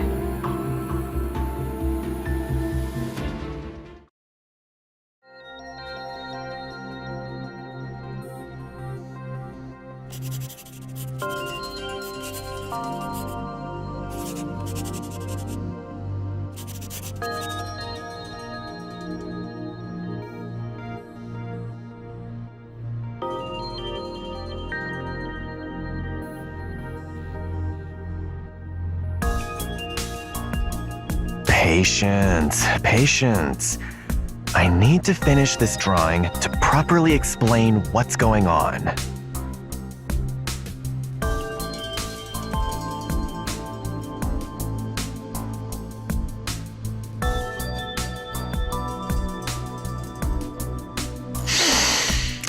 The clinic said it was just a cold. But after reviewing your scans, it's actually... Nervous?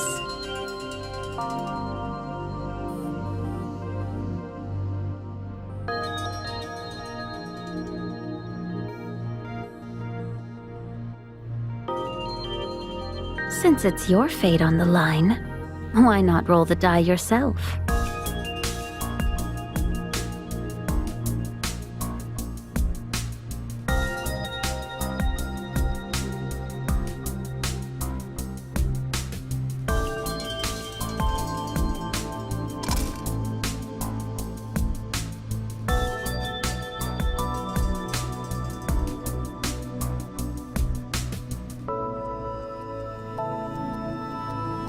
It seems the world has made its stance toward you quite clear.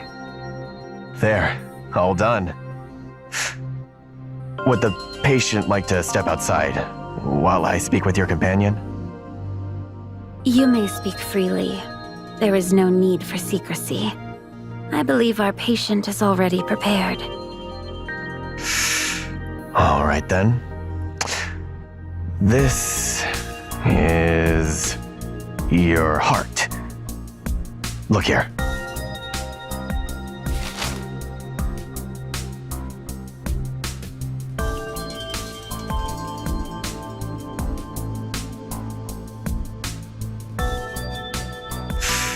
Heart conditions vary.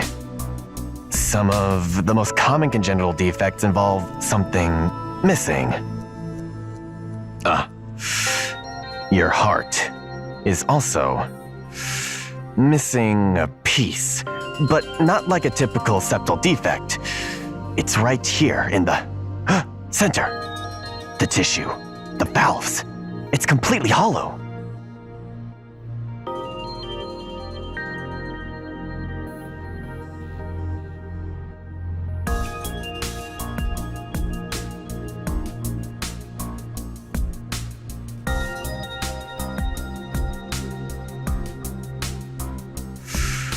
From what I can see, your body doesn't rely on your heart to circulate energy. If there are gods in this world, you must be sustained by divine power. After all, a heart this independent and free, this world simply wasn't made to accommodate it.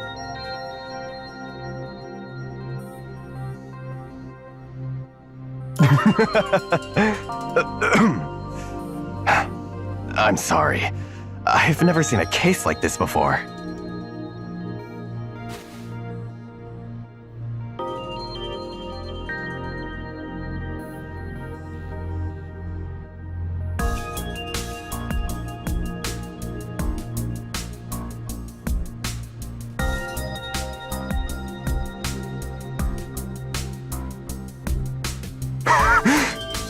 Thank you. Thank you so much. You are the final patient of my medical career.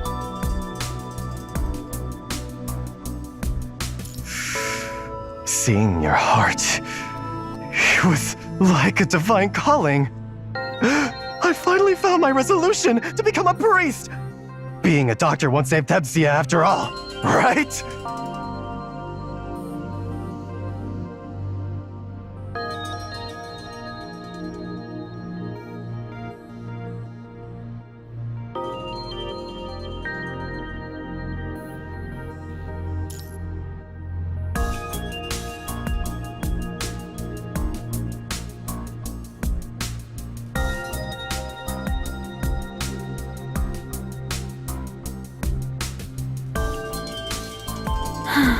Shall we try another department? I know many excellent physicians.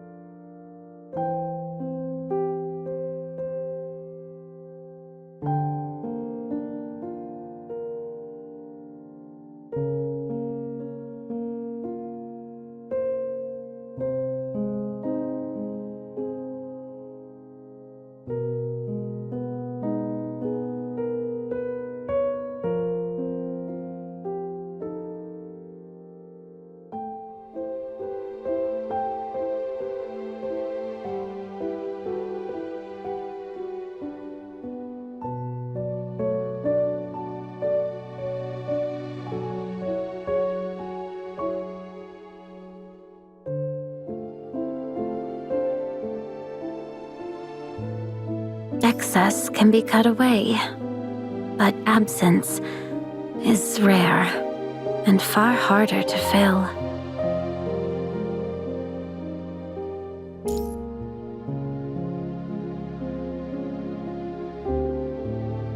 We could think it through together. Many turn to faith when facing illness, something to anchor a lost soul. If you need that, I'm here. I will listen to your prayers.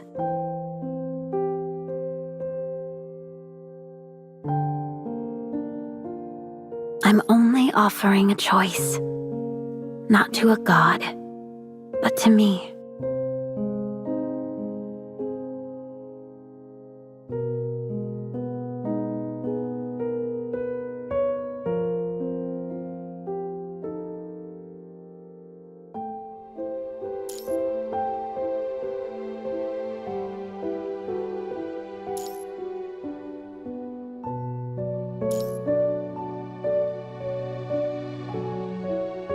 You deserve truth, nothing less.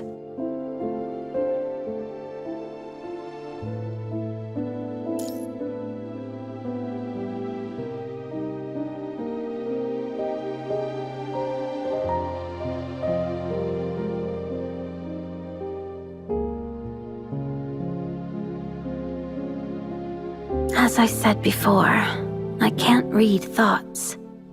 I can only guess.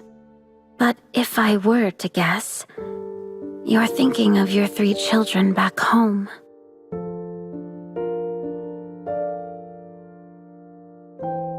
You're wondering, what happens to them if I die?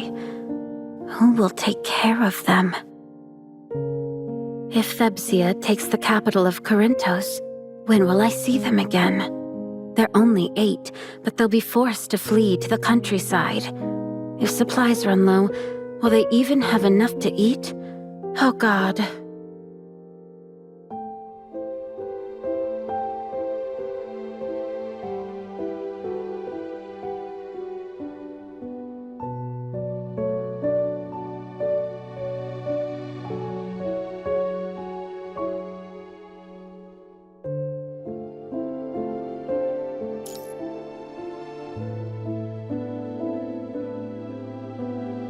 For a time, yes.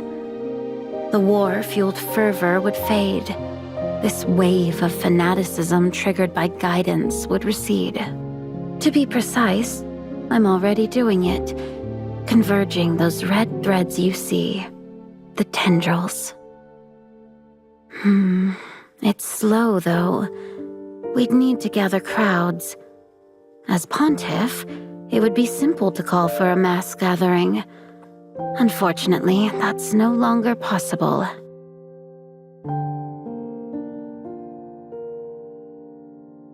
Actually, I do have a viable solution, but...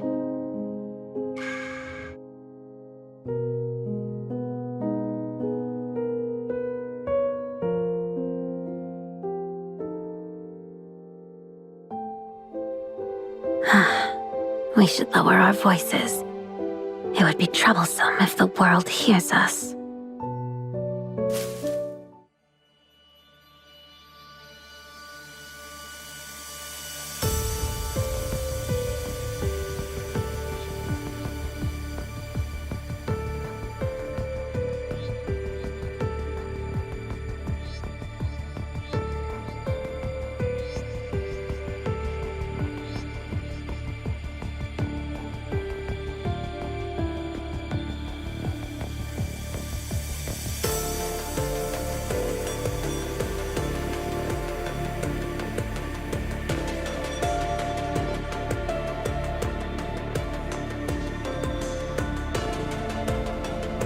It seems you have truly understood and accepted the law of this world. Then you must also understand that what you're planning is defiance on a grand scale against the entire world.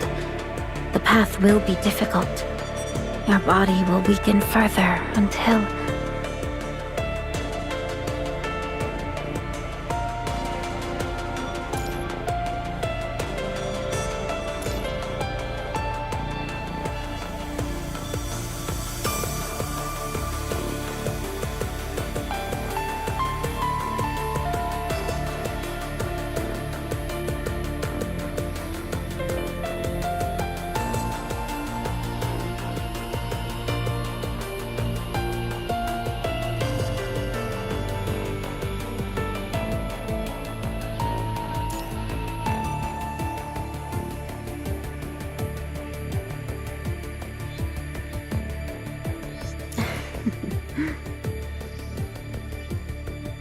I respect your choice completely, no matter what it is.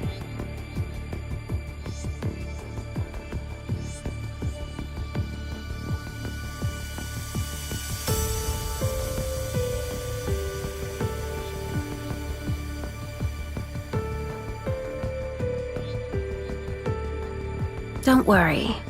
Someone is already coming for us.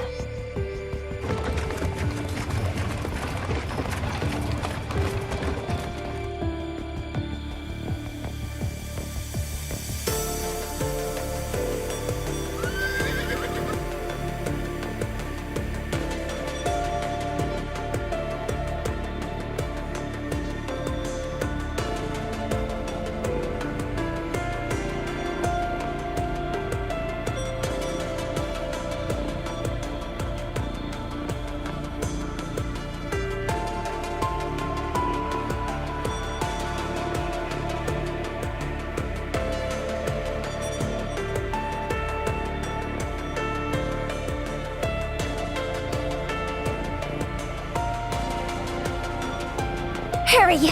The whole city's gone mad. The police and media couldn't find you at the hospital or the prison, so they've turned everyone loose looking for you two.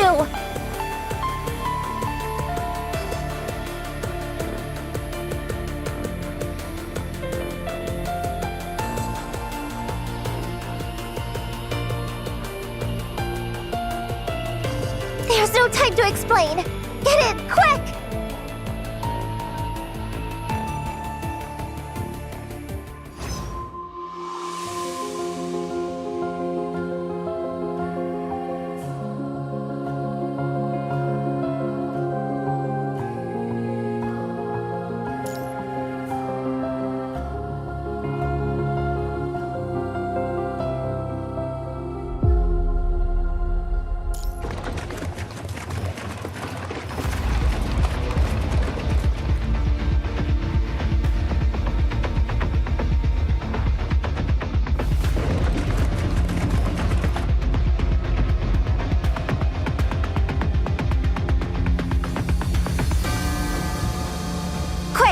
This way.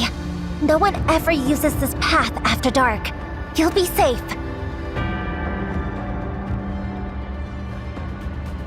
It's all right. Etha is a dear friend. She's been keeping an eye on you for a while now. You can trust her discretion.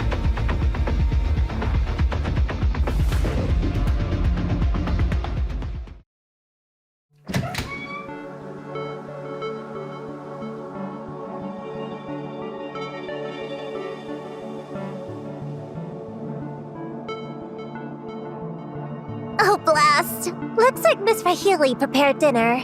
Maybe you two should duck into the backyard for a bit. Etha, I count 3 sets of footsteps. Who else have you dragged into the mess besides Ishmael?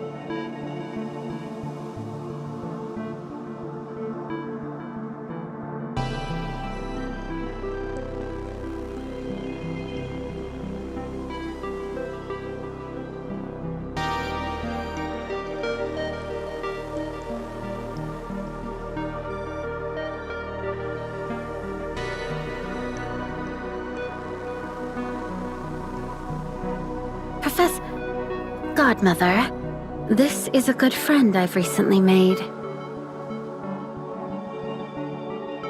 So you're the one. A friend, is it? Must be quite a friend to bring this one here in these perilous times. If you say so.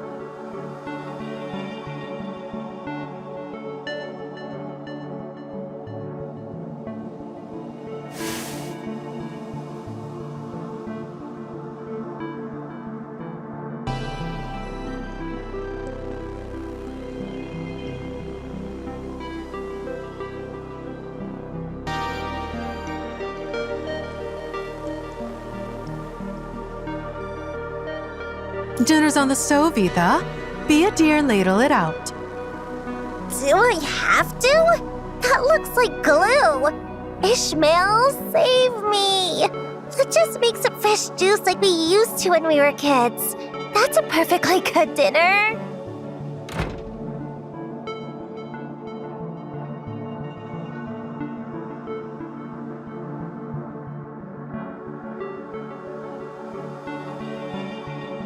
It is not glue. It's potato soup with several whole skyfish, a delicacy from Bola, and not something we get every day. This is no time to be fussy.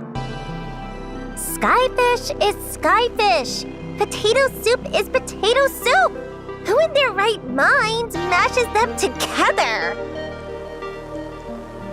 It's called fusion cuisine, dear, blending Thebsian tradition with a bit of innovation. Etha, you should always be open to new ideas, even in cooking. I'm begging you, stick to inventing your giant metal chunks, please. My stomach thanks you.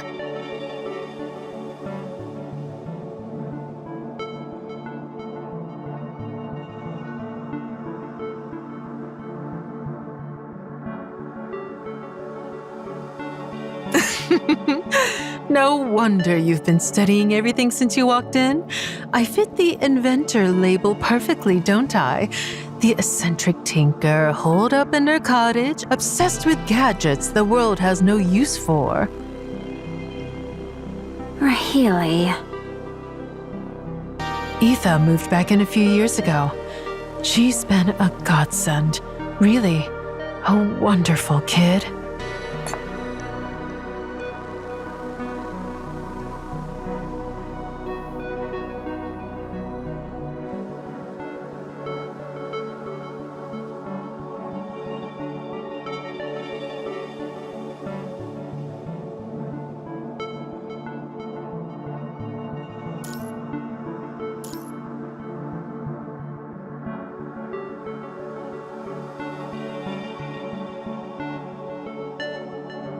Now that's a kind thing to say. Would you like a proper look? Though I've just covered it up, I've been waiting for an excuse to pull the cover off with a proper flourish.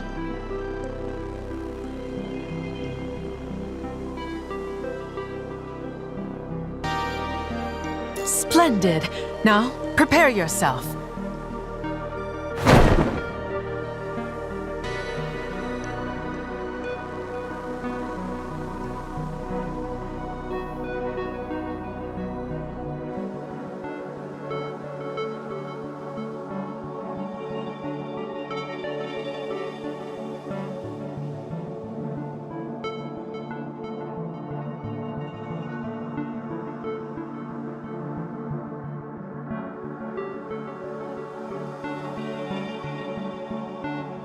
Mecca. I like that.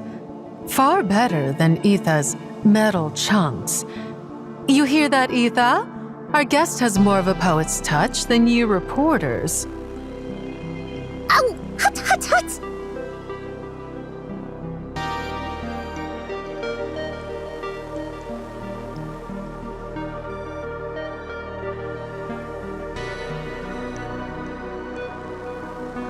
You recognized it immediately. How have you come across something like this before?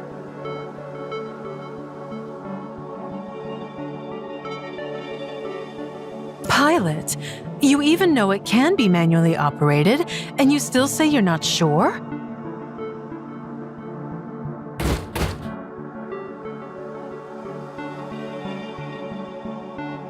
If the chance arises, perhaps you'd like to be the first to take it for a spin, put its functions to the test. How does that sound? I dreamed that one day, these mechas could help with heavy labor, hauling cargo, clearing land, all of it.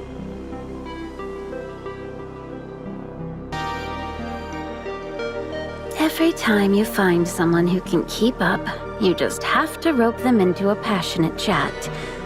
You two are getting along entirely well, aren't you?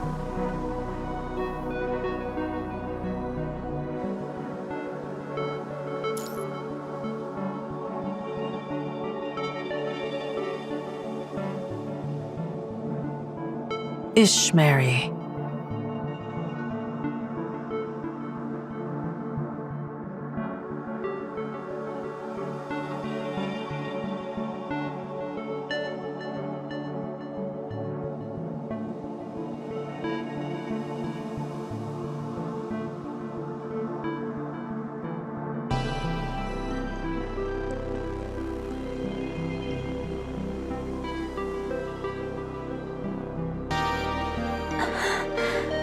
Professor, the more you do, the harder it becomes for me to let you all go. Oh, listen to you. Professor, from which god did you even pick up that title? I'm your godmother, not your professor.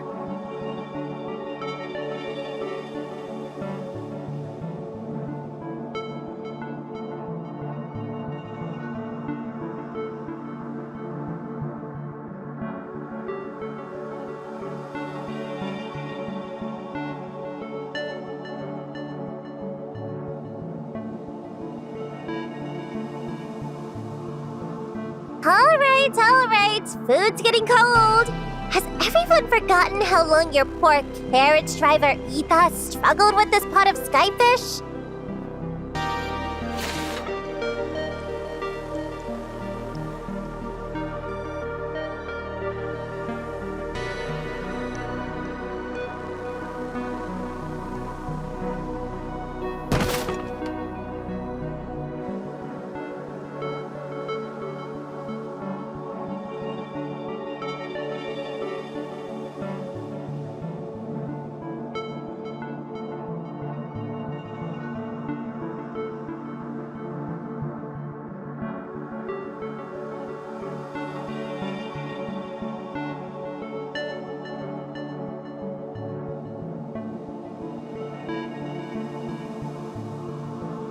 Sit. Don't pay any attention to that trash. It's all nonsense. I've already written a brilliant piece that'll counter all of it. It'll be on the press by dawn. I'll turn this right around brilliantly. What sort of article? The paper actually agreed to run it? Of course they did. I'm their star reporter, remember? They're begging me for copy. I've systematically dismantled every single rumor about you. For example, regarding the corruption nonsense, I got the manager of the Pontiff's residence to hand over your expense records. Years of them. They show you've lived with absolute austerity, completely innocent. But the colluding with external forces accusation, that's the serious one. I tried several cardinal bishops, but they wouldn't give me the time of day. I always told you not to trust them. Half of them are in the government's pockets. So I went to the embassy instead. Got records showing you refused every visitor from Corinthos. You saw this coming, didn't you? You were being so careful to avoid even the appearance of impropriety, and they still pinned it on you. I've got it all compiled. Just you wait. Though, there is one point that's a bit tricky to explain. What about me could possibly be tricky to explain?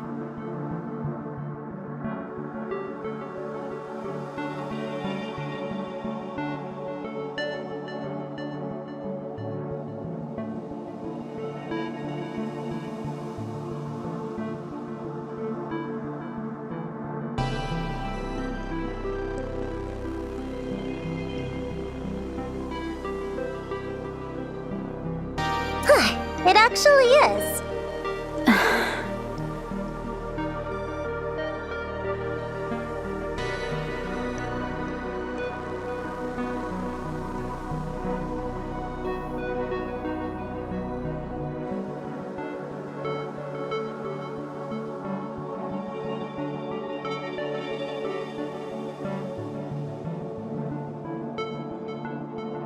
Wait, I just had a genius idea! I have a feeling you've come up with something remarkably creative. Ishmael, you two. Go up to the attic later and sit on Ishmael's old bed. Get cozy if you want.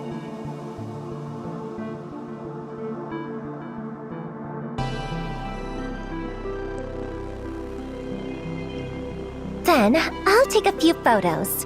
Yes, exactly what you're thinking. Pontiff's intimate evening with mysterious prosecutor, followed by exclusive, who was the Pontiff's secret lover? It'll be front page news. Every eye in Debsia will be on that. First, we leak the intimate photos. play up the story of a long-time secret devotion. Then, we catch a few celebrities in some juicy scandals and bam! Public attention shifts completely!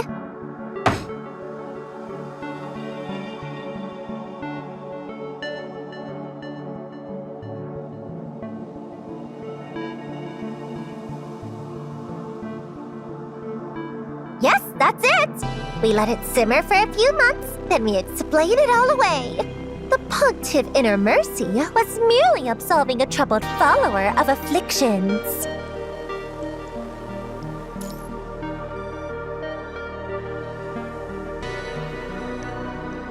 Aoife, sit down and take a breath. It's all right. Let's think this through. We might not need to go that route.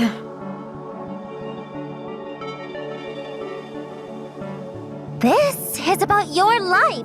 Shouldn't you be a little more supportive of my brilliant plans? Aoife, let it go. Mother, you were on my side a second ago. Talk some sense into her. It's no use, Aoife. We all know the truth. The public's been guided. They won't listen. My sins are already nailed to the cross. There's no point in any of this now. I warned you both. If things went wrong, even this cottage where I was raised wouldn't be safe. We agreed we'd share one last meal, then pack our things and leave the capital of Thebsia. Remember?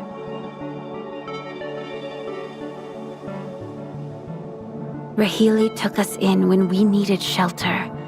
The least we can do is bring her somewhere she can pursue her inventions in peace. I know, but you... What happens to you is what matters.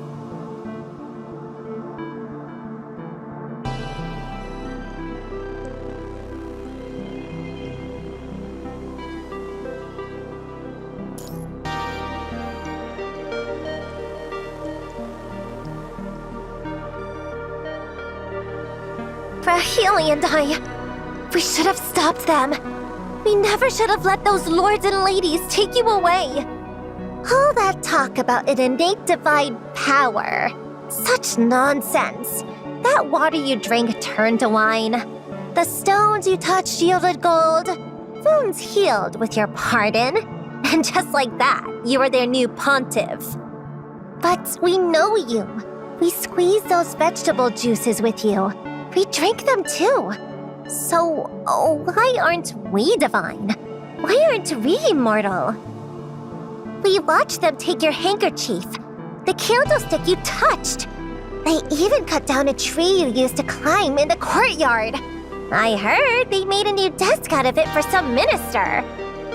So, tell me, Ishmael, do you really have this divine power? Did those people truly receive your merciful forgiveness?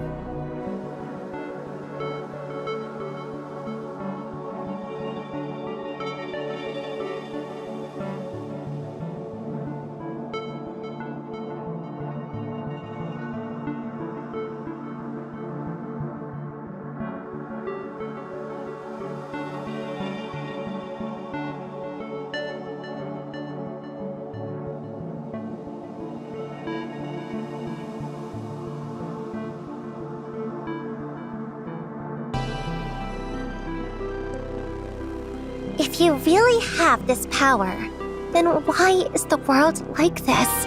Why does everything feel so confused? Like you're keeping us in the dark on purpose. I did what you told me to these past few days, keeping my distance and watched. I saw you open your eyes in a coffin. I saw your neck pierced in that elevator. But after all that, you're still alive somehow, like it was nothing. And I've been having these dreams. The world was completely different, but it felt so real. You were my classmate, my friend. Parhelion was your professor. I wake up and I don't know which one is the real world anymore. Ishmael, what happened to you? What happened to the world? What do you have to do with all of it? I'm sorry. This is my fault.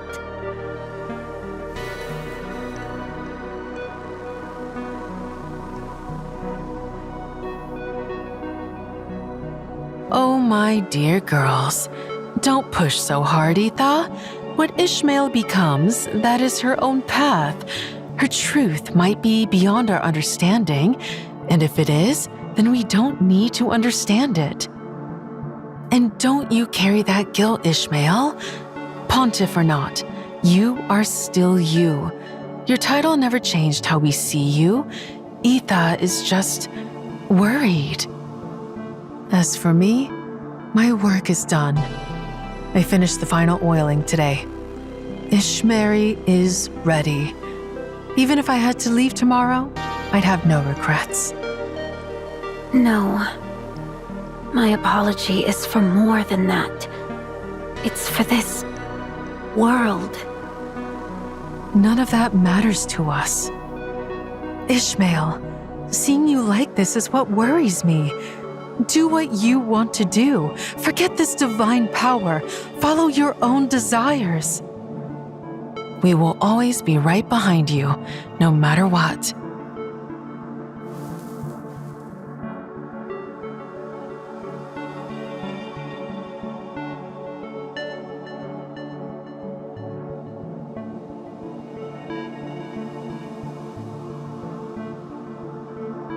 Yes. You always have been. Now everyone should get some rest. I'll clean up. We leave at first light, just as we planned. Wherever you are, our journey begins tomorrow. You are free to choose your path, and so are we. I see.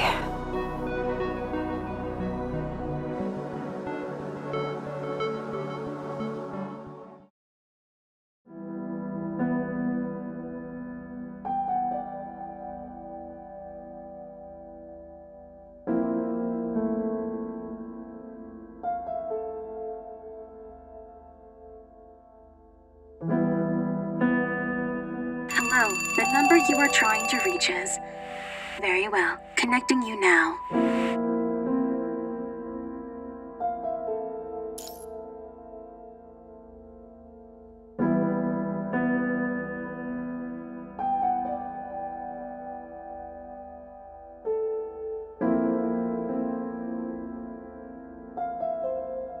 One moment, please. The line is still ringing. We'll have your connection shortly.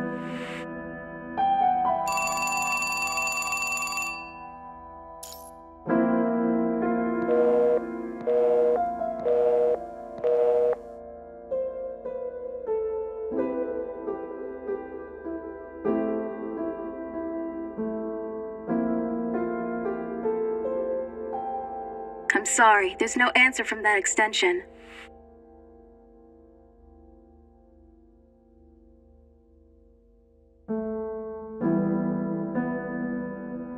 I apologize. The other party. Oh, he's picked up. Mr. Shorehalt, I have a legal prosecutor from the capital on the line for you. Save the introduction. Who else calls at this hour? All right. Where are you holed up? The whole city's turning over every rock looking for you. You bet. Look out any attic window or peek from a sewer grate, and you'll see blinding searchlights and police dogs swarming every alley. Capturing the Pontiff and her so-called lover has become the operation of the century. You've been gone one day, and the rumors have already spiraled out of control. Even folks at the station are starting to buy into it. I don't know if I'm losing my mind, or if the whole world has. Yeah, I'd rather believe that too. Ever since our little trip to the Central Tower, things started making sense. Everything clicked. I'm turning in my badge tomorrow. Done with being a cop for good. I'm heading back to my hometown to confess to that shrew I've loved for years. I'll get down on my knees if I have to, even if she challenges me to a duel. After that, I'll become an artist, or her personal bodyguard, if she'll have me.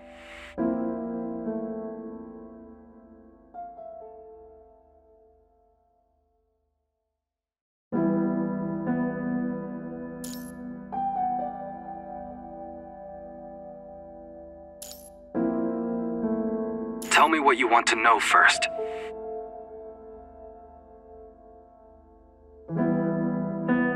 Well, there is one. In 7 days, there's an inauguration ceremony for the new pontiff. Nominated by the College of Cardinals and chosen by the faithful. It's hastily arranged, so I doubt the scale will be too big. What are you planning? Blow up the venue and turn that illegitimate pontiff into human fireworks? You'd make a better artist than me. But take some advice. Thepsia is losing its mind, on the verge of going completely mad. Better to lie low than charge straight into that chaos. I bought tickets to Corinthos under my name. 2 of them. We both know why there are 2. It's the last ship out, so I suggest you take this chance. Next time you call the station, I won't be here to answer.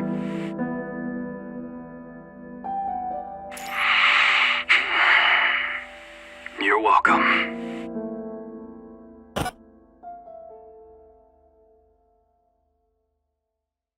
Hello, will there be anyone else you'd like to speak with today?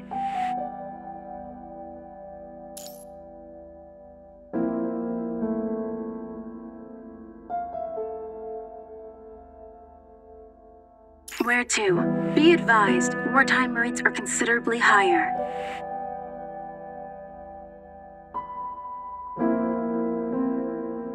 I'm sorry, all lines to Corinthos are currently under government control.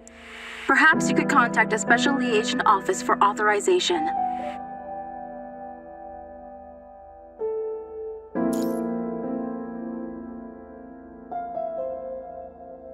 Trouble?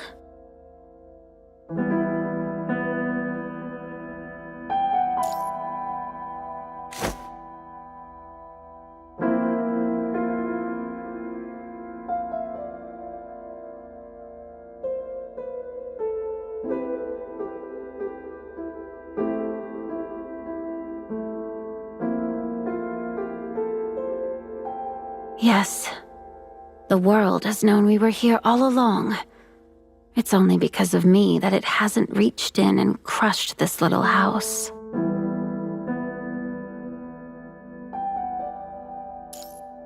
Long enough for you to get a few nights of peaceful sleep.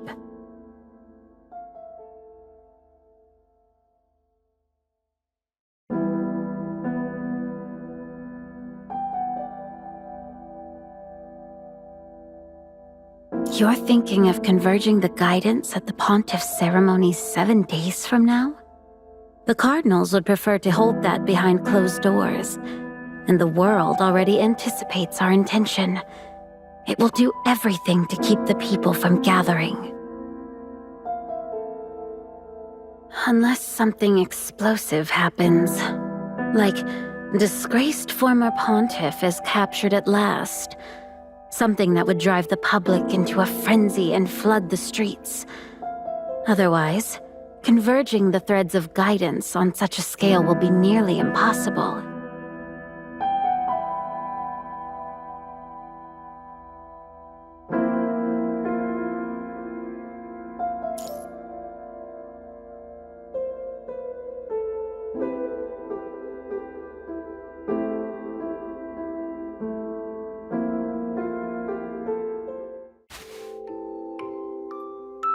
All right. Rest now. You've been running for days. You deserve to breathe. I doubt you slept much in that cell either. Here, drink this.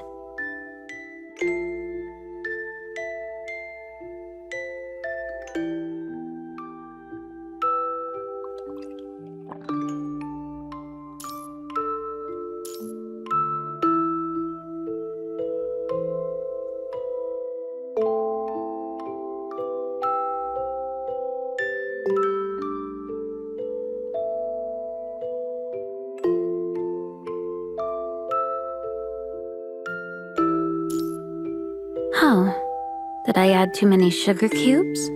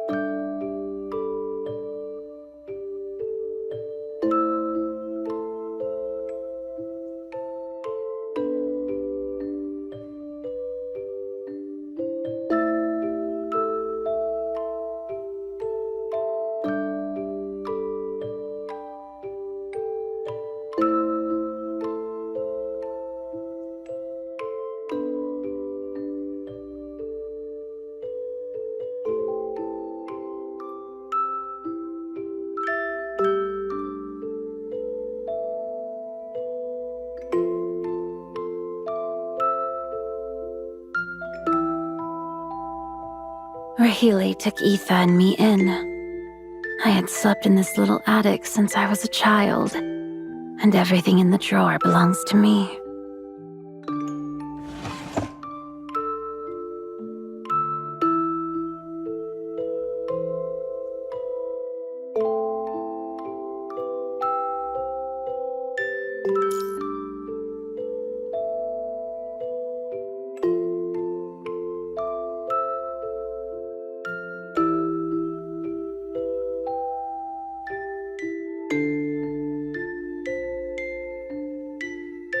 Carving is a wonderful way to clear the mind. Someone once carved a die for me by hand, and that's how I learned.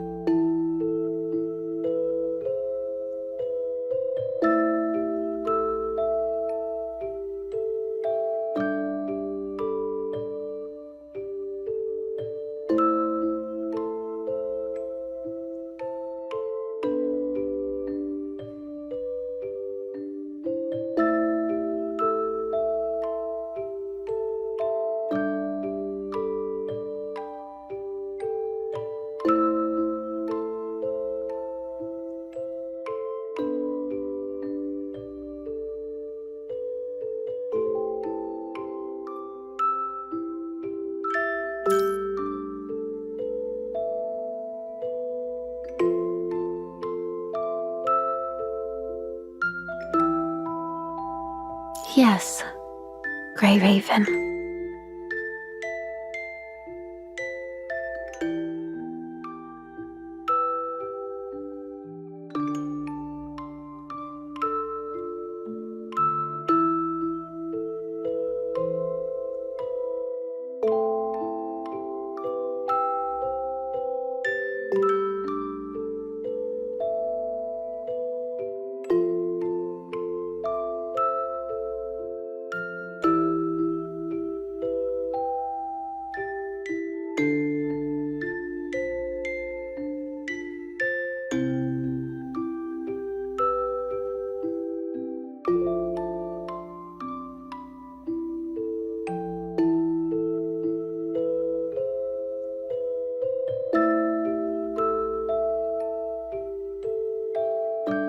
Rest now. The bed is made. It should suit your liking.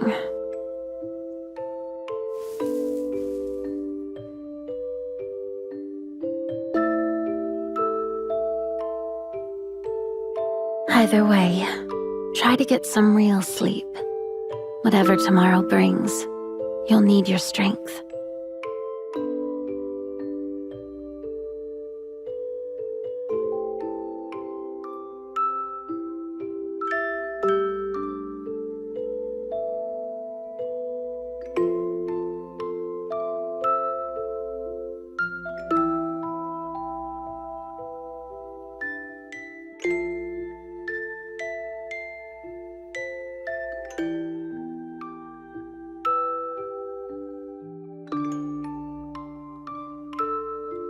I'm here.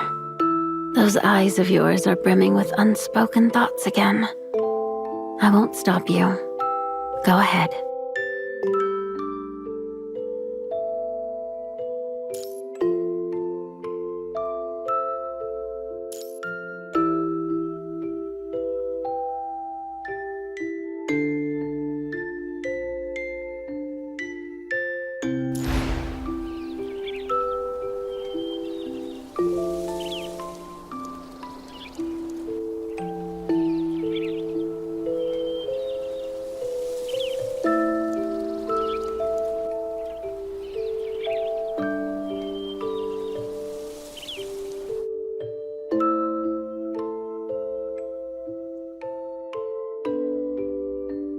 Thepsia will eventually rewrite those textbooks. And if war breaks out, that money may not be worth the paper it's printed on.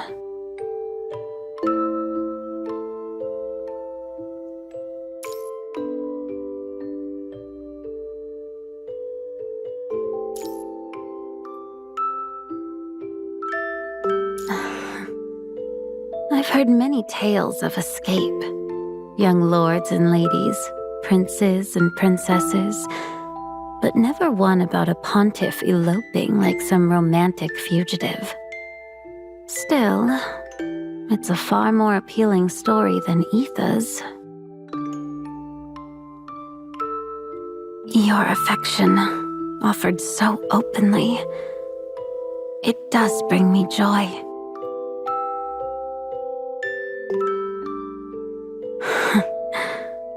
But you wouldn't choose this path. You've never been one for small solutions. Your choices have always shaped the world. That is who you are, who you always were. Even if time, law, or guidance rewrite everything else, they cannot change that.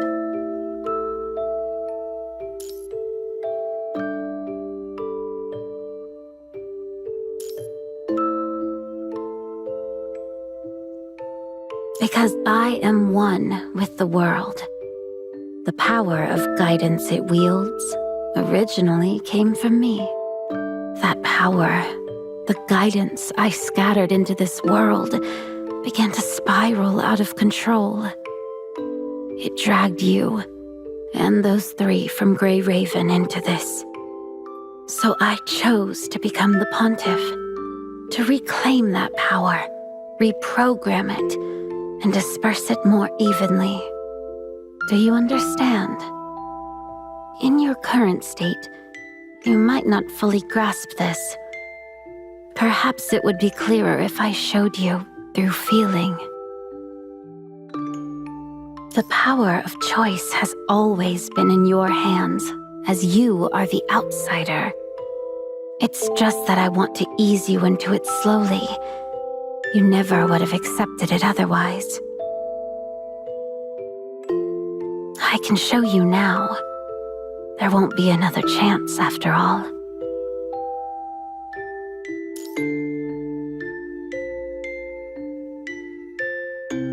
It's all right.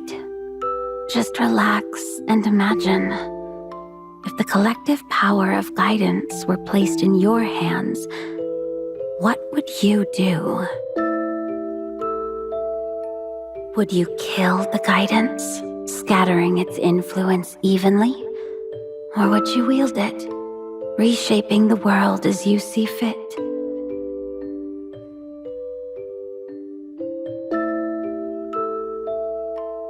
So many have tried to take this power from me.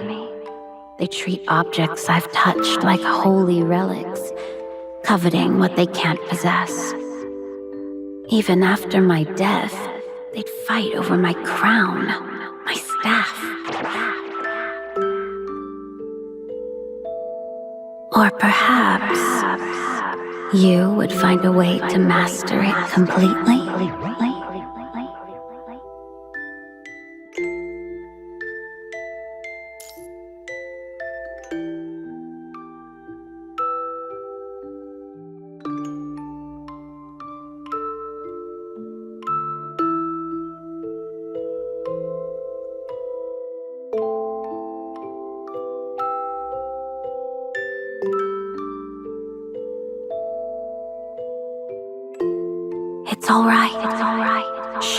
your choice holds nothing back. I will always respect your decision and forgive your sins.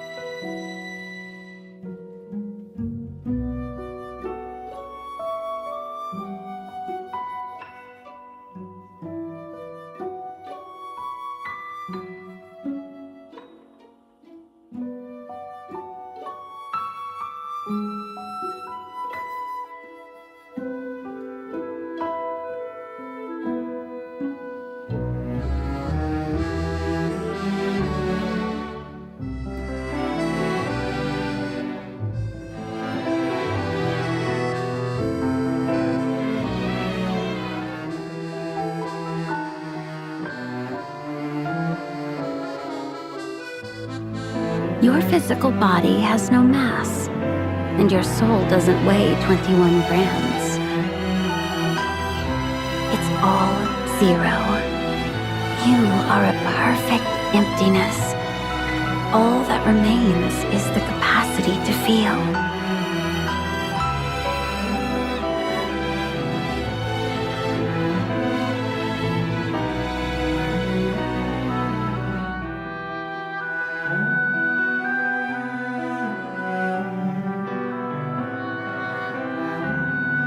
Do you find them beautiful? Or would you rather say you like them?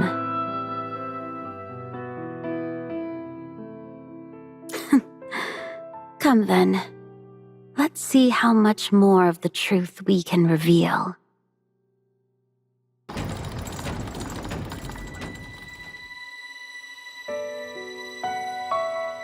Do you remember the question I just posed to you?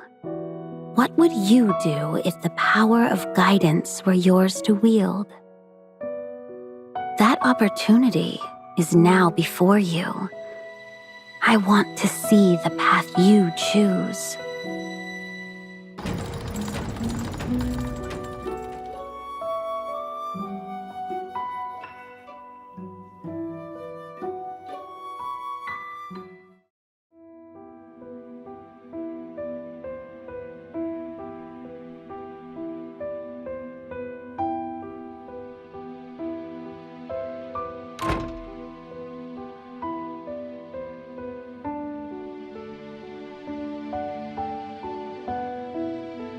You have 10 minutes until the ceremony begins.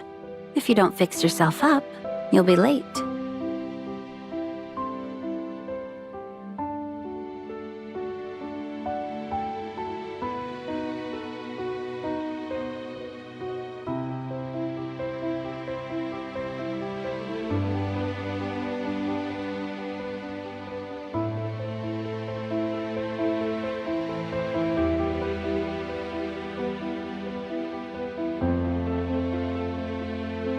The new pontiff's inauguration?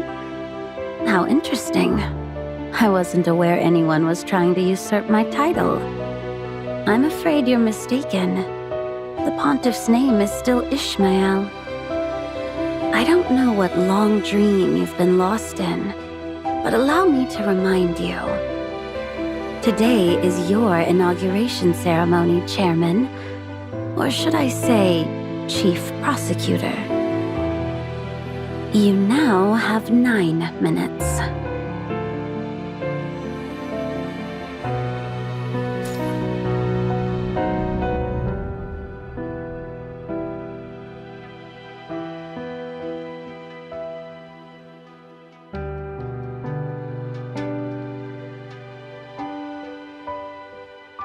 Your memory continues to be a puzzle. One that all the hospital scans insist doesn't exist.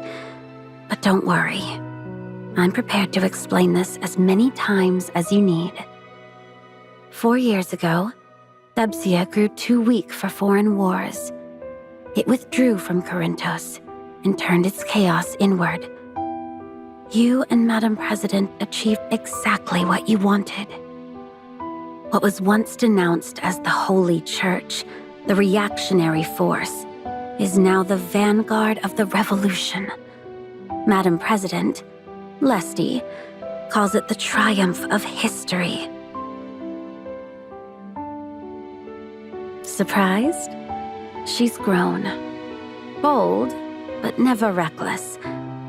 She united the military-industrial complex where she once worked, rallied the people of Thebsia, and shattered the old regime for good.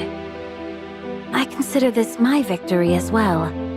The Holy Church's influence is now woven through the government, a seamless union of faith and state. As Pontiff, I command Lesty's full support. My authority is absolute.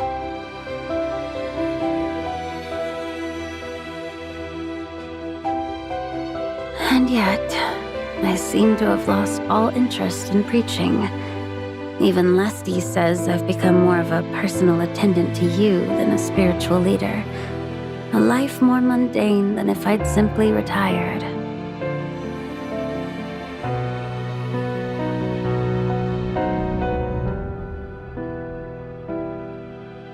And you were appointed by President Lesty as chairman of the Supreme Judicial Council and chief prosecutor of the Supreme Court.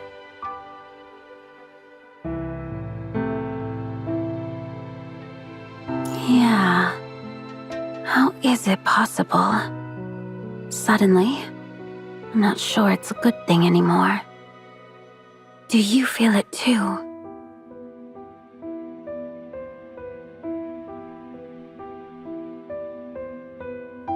Never mind that now. Come. The elevator is waiting for us.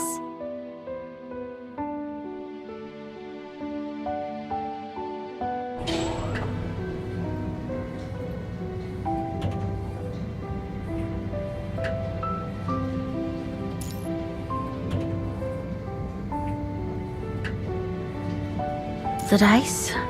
I left them behind long ago. I had no more use for them.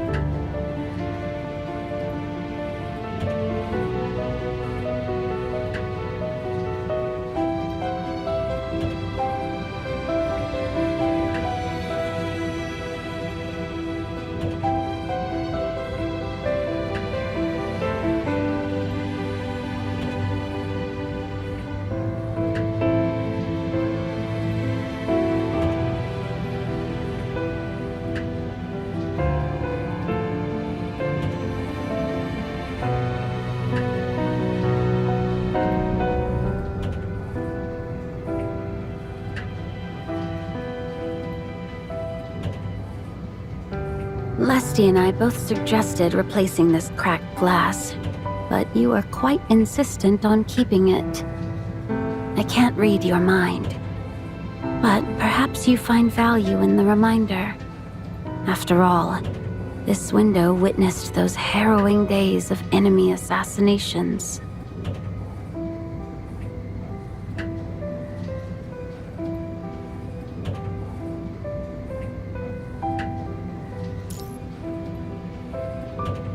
I don't really remember. You say that so often now. Your memories are becoming frayed. Most of the time, it's as if you're not even yourself anymore.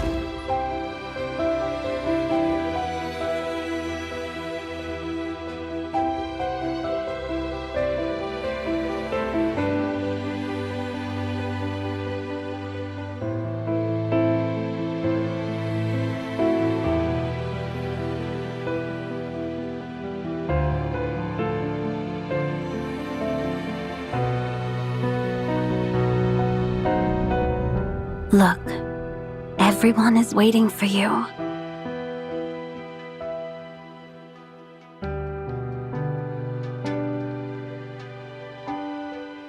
Look, everyone is waiting for you. The microphone is on. Just step up to the podium and say whatever you wish to tell them.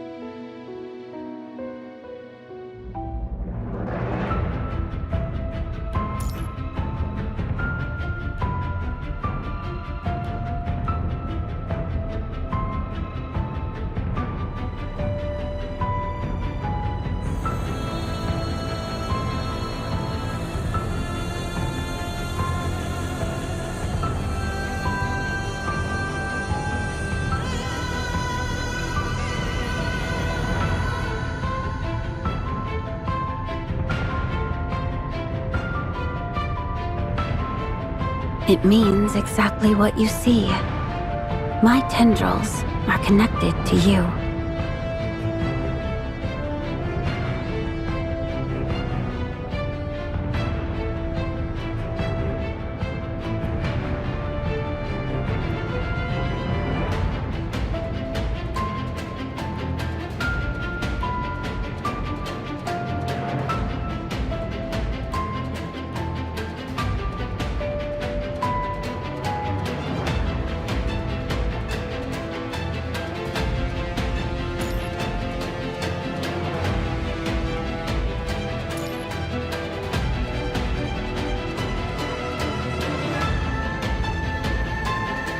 Sebsia has become a nation under the absolute rule of its pontiff.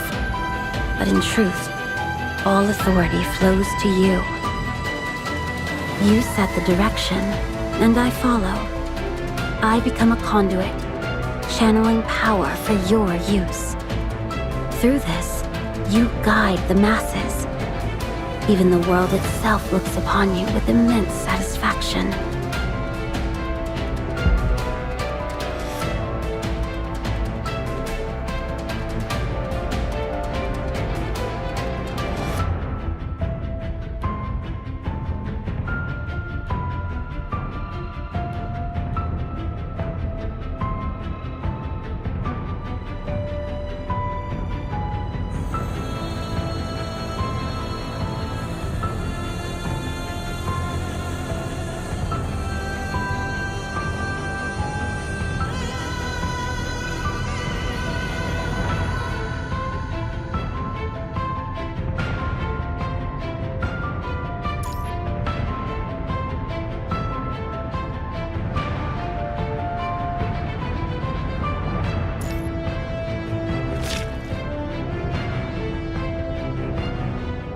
Don't look so surprised.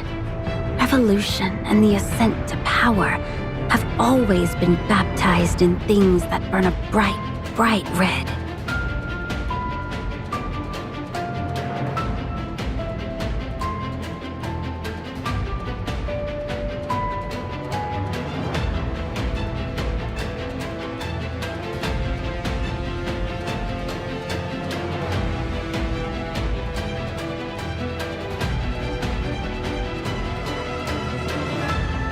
We have both changed. You are guiding me, controlling me, yet we can never be truly close. We can never become one.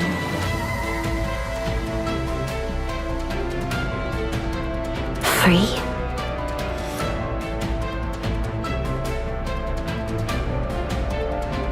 With you here, what freedom do I even have?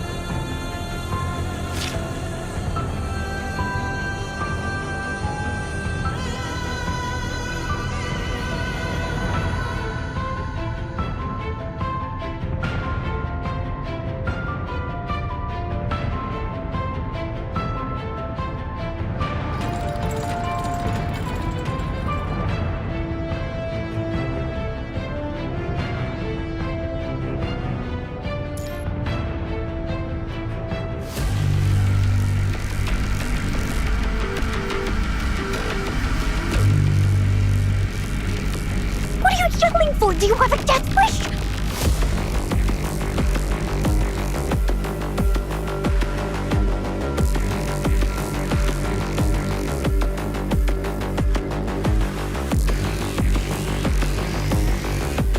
Shh, get down.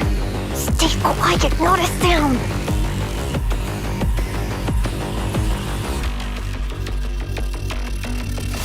We can't blow our cover now.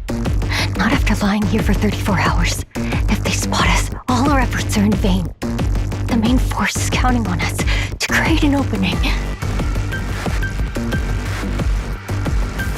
Corinthos is gone. The survivors formed a united resistance. But all the other cities have fallen. This is our last chance. A desperate one.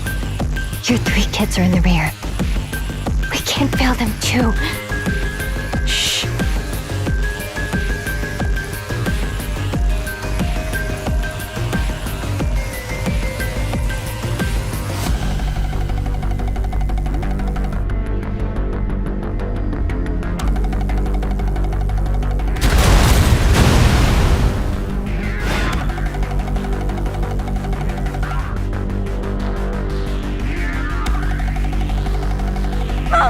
Move north! No! We're made!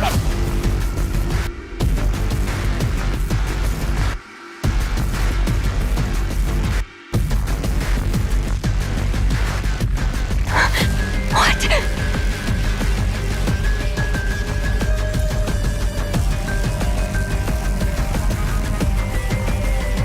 Where's Ish? Are you blind? Or did the blast rattle your brains out?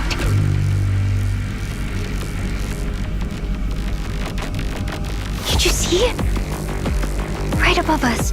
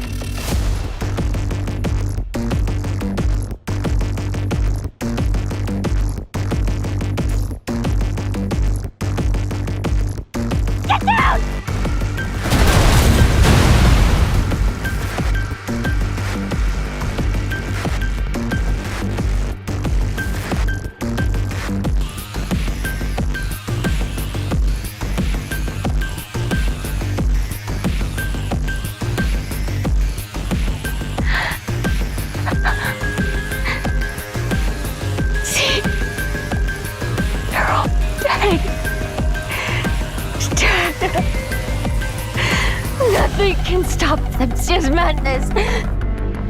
Garantos was just the first one on the chopping block.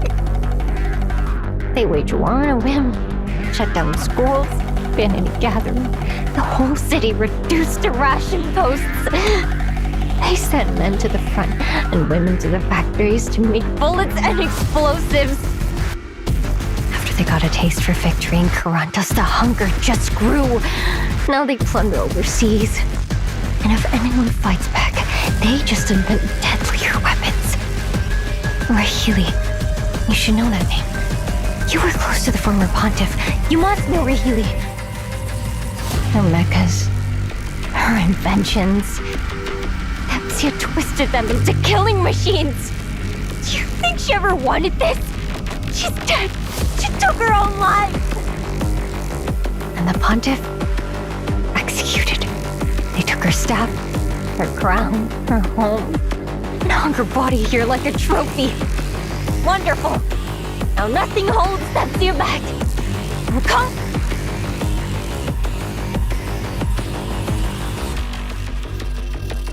Say something! You've killed your share these past months. Don't you dare shut down on me now!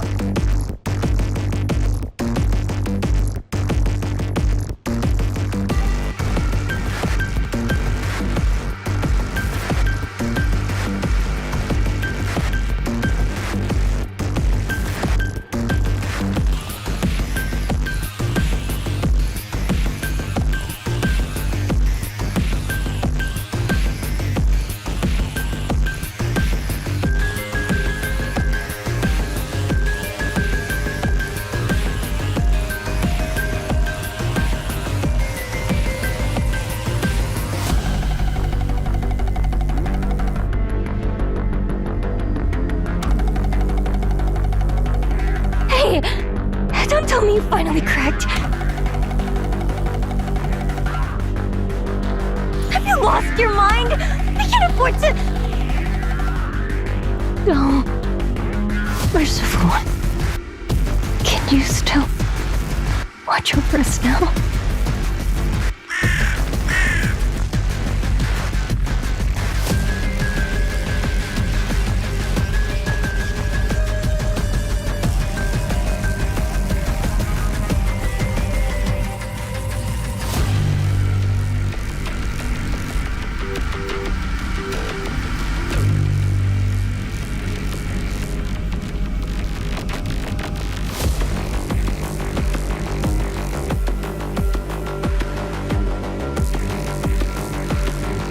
It's over.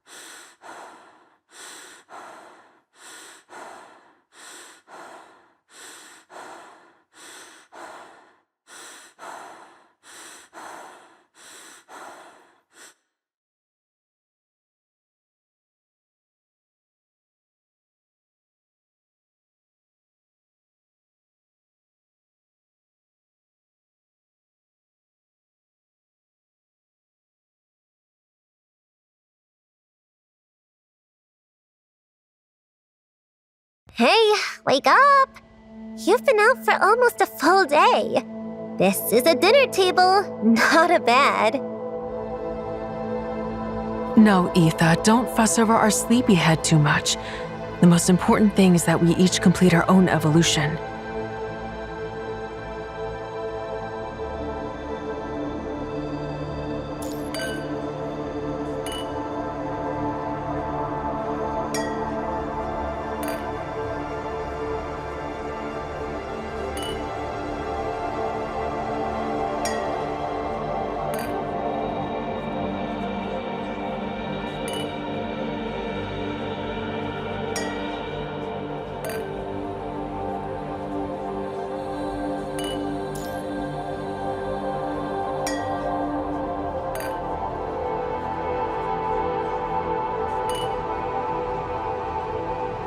You wouldn't stop begging to be fed on the way here. Now there's a feast right in front of you, and you haven't touched a thing.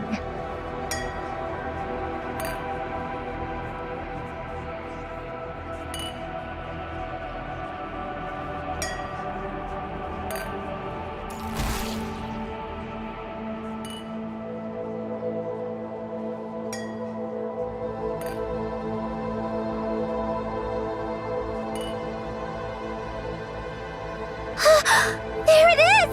The sacred relic of the holy!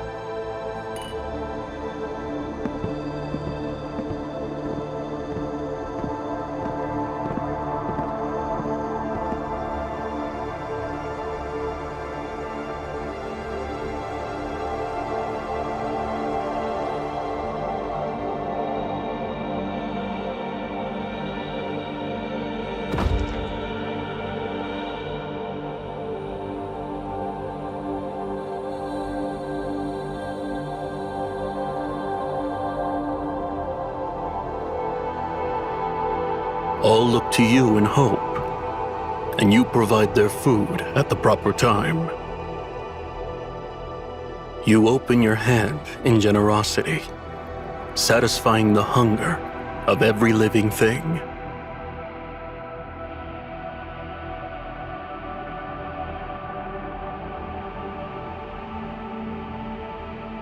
This is the Pontiff's brooch. This is the Pontiff's personal die. Such powerful relics can cure any affliction.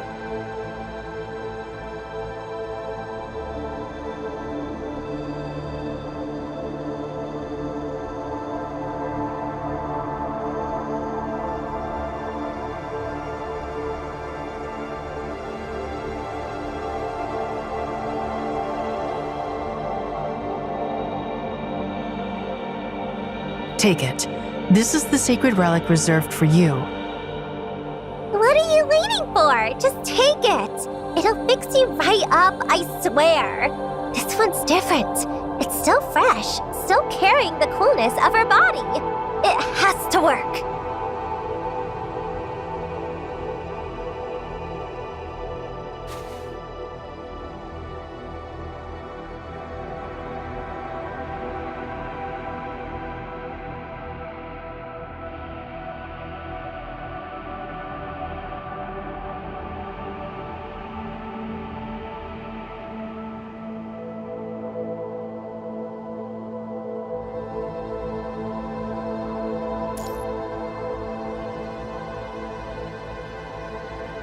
And this is the Pontiff's staff.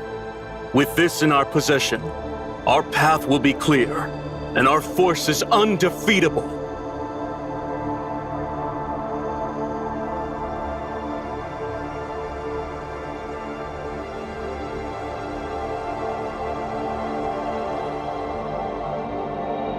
This is the Pontiff's crown. With it, from this day forward,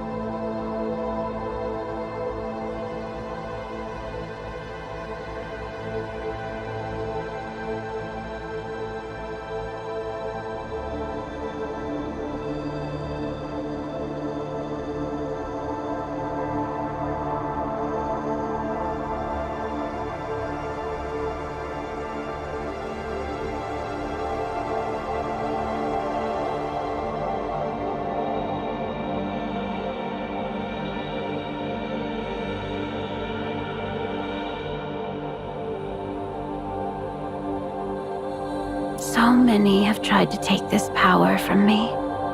They treat objects I've touched like holy relics, coveting what they can't possess. Even after my death, they'd fight over my crown, my staff. Or perhaps you would find a way to master it completely?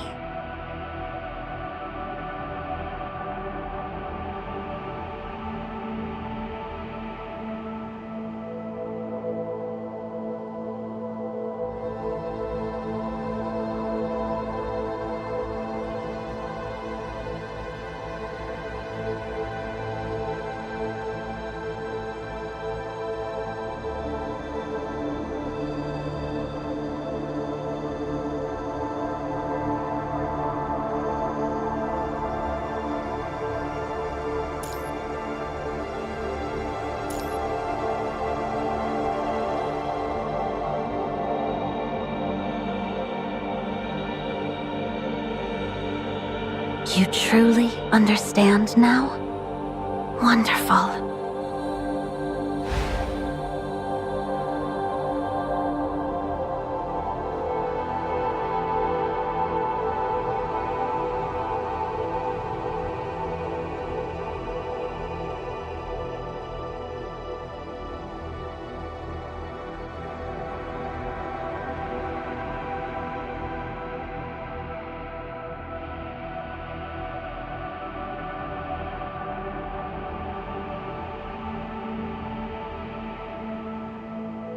Tell me, what is the final answer?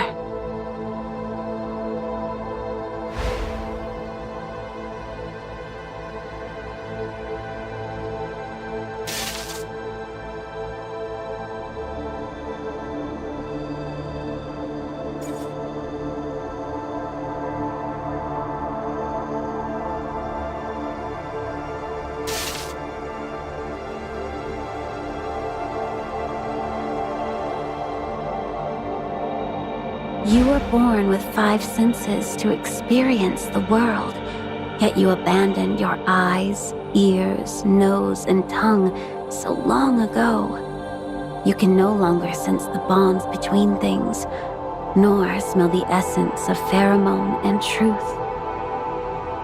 But even as the senses of your face have faded, one remains within your power to awaken. So tell me, what is left for you to do?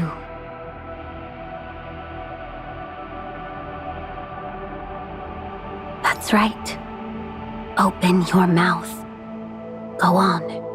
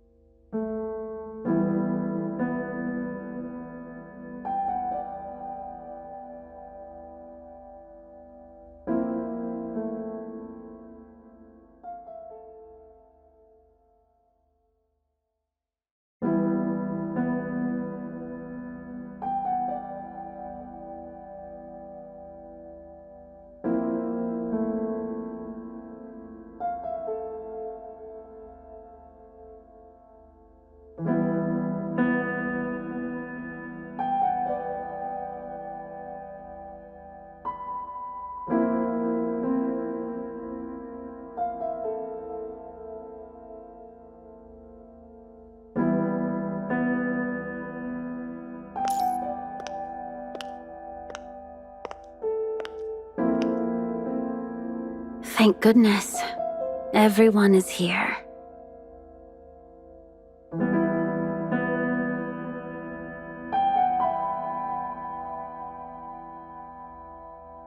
It seems you're the only one who's awake right now.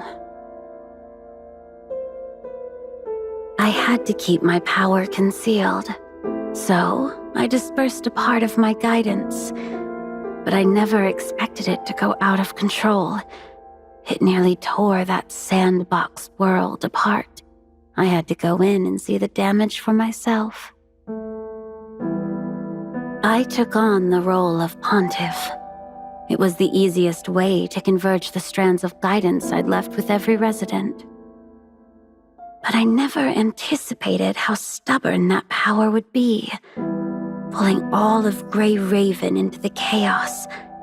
I knew you would find your way in, but the other three, that was an unforeseen consequence. I'm sorry. I truly am. Our minds are already connected. You know that.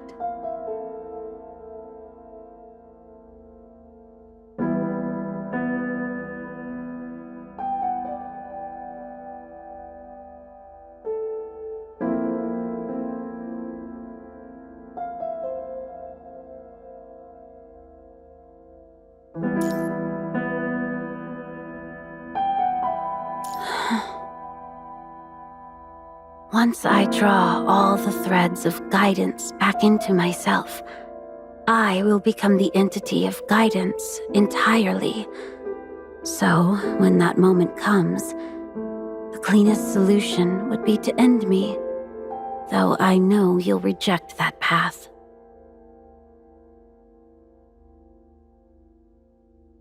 Yes, because I saw your discontent, your curiosity. I let you control the gears to see if you could find another way. But my solution remains the most efficient.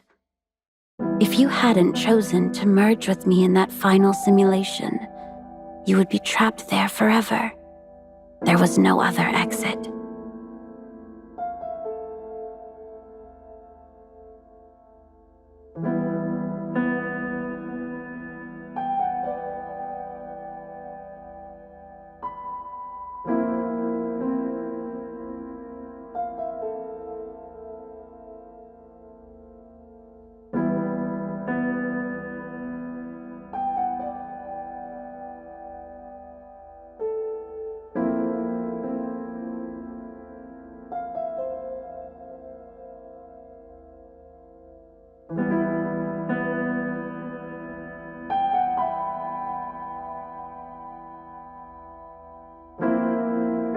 It's time to leave.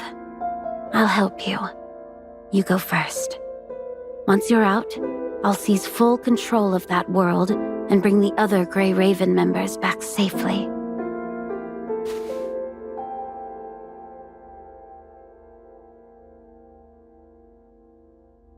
Now, focus your gaze on my palm.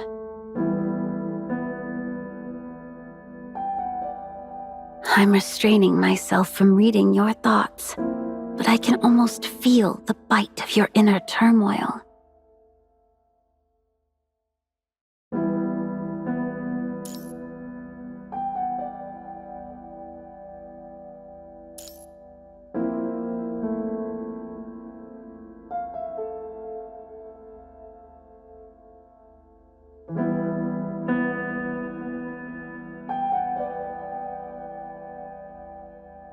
Perhaps no one has ever been truly sincere when talking about sincerity.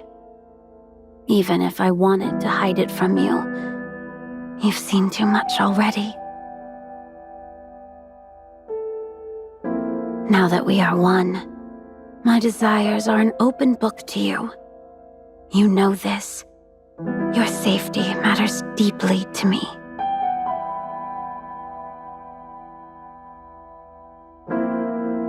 This connection between us might be less beneficial than I thought.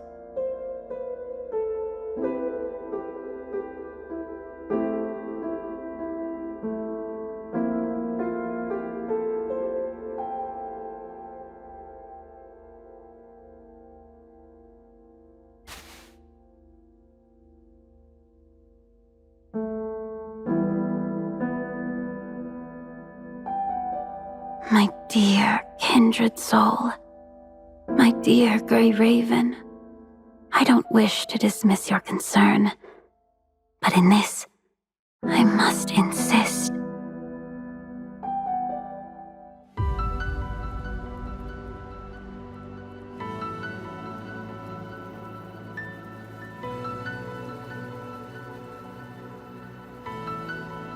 When did you...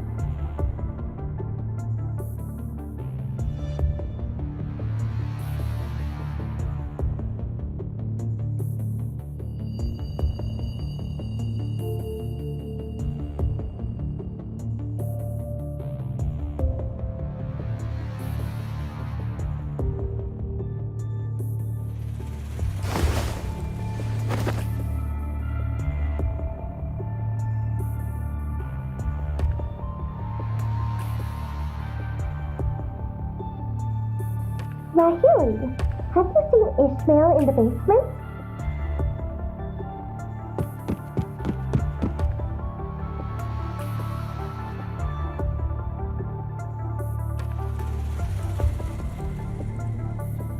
She's not upstairs either.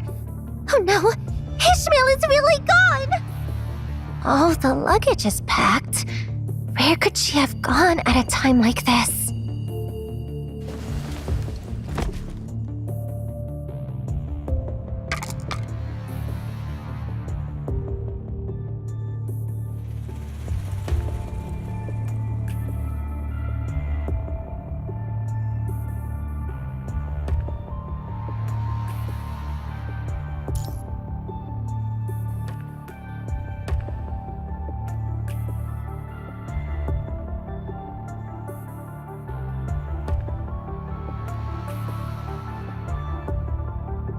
What did you say?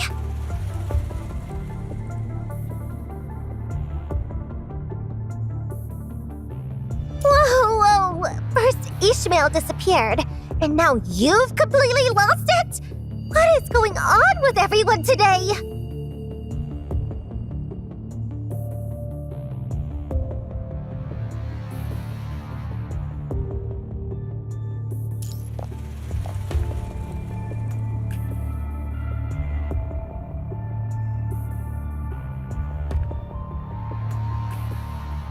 You're the one Ishmael brought here. Go ahead. What is it you plan to do?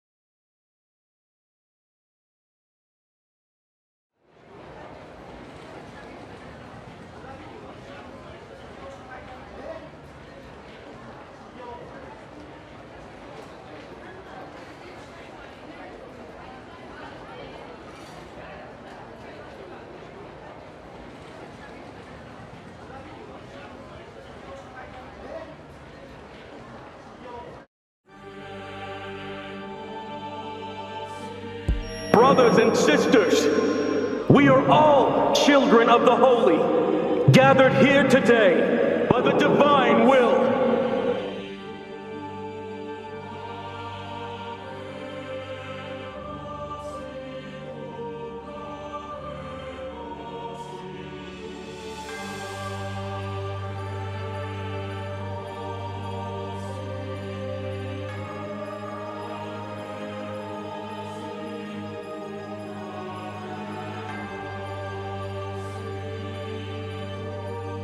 We stand united to address the grave charges brought against the former pontiff Ishmael.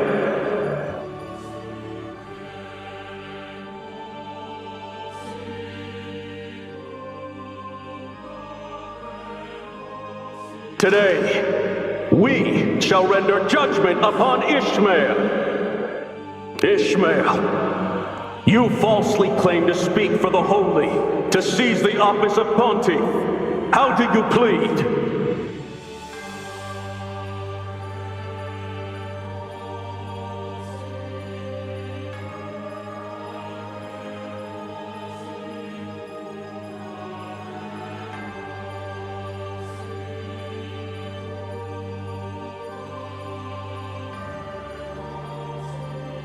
Be careful.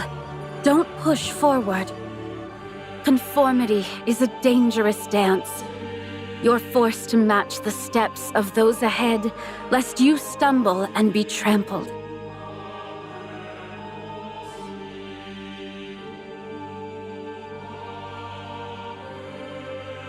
Ishmael, you conspired with foreign powers, maintaining ties with Corentos, even staging your own assassination to incite unrest and cover your escape. How do you plead? Traitor! Enemy of Thepsia! Confess your sins now!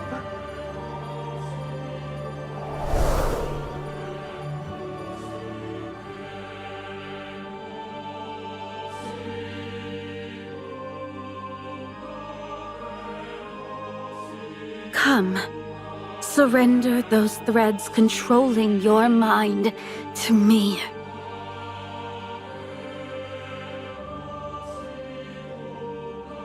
Ishmael, during your tenure, you illicitly controlled multiple bishoprics. Child, come closer. Give me your hand. I won't harm you. You abused your authority for personal gain. Come, all of you. Gather outside my cage. Raise your furious hands to me, if you must.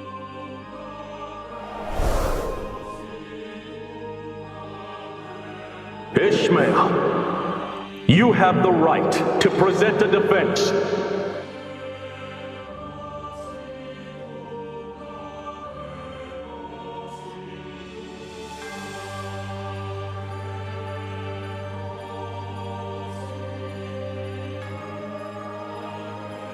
I have no defense to offer. Or rather, any defense would be meaningless. A cage seeks a bird. An altar seeks a scapegoat. The judged and the worshipped are of the least concern. How Ishmael is judged has little to do with what Ishmael is. To think that guidance and conformity have been turned into a universal principle. How tragic. Ishmael offers no defense.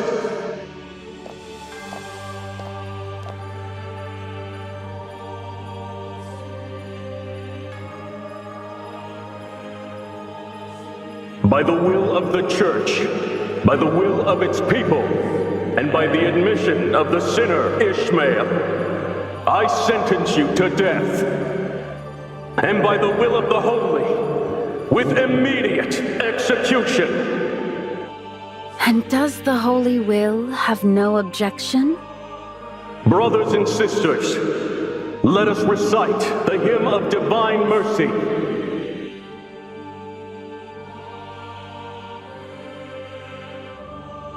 O Divine One, bestow your mercy. Touch me with your grace.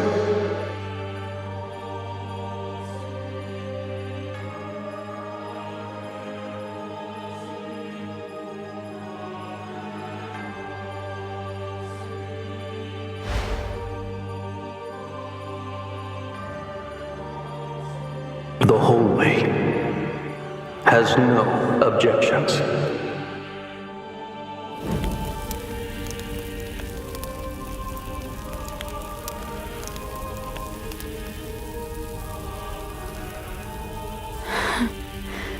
It's done. The guidance that clouded you has been removed. When this ritual ends, you will finally see clearly. Humanity is always the same. In any world, any civilization, you so readily embrace ideas you don't understand, handing over your own judgment without a second thought. But still, my time here was not without its joys. Genuine ones. For that, you have my gratitude.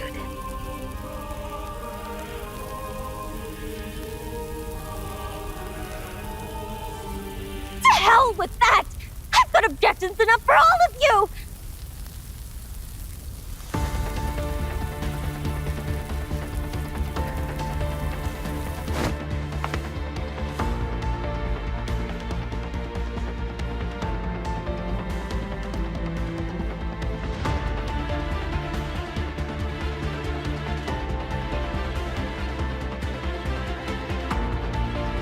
Every single one of you, including that holy man on his high horse. You're just as blind as I was! Ita! Now! Ramp the stupid ceremony!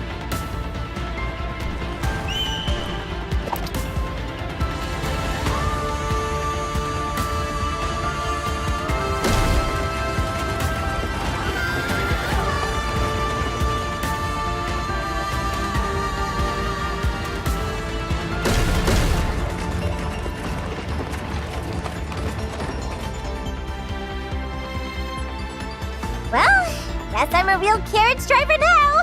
Juice! Ram everything in sight! Don't hold back!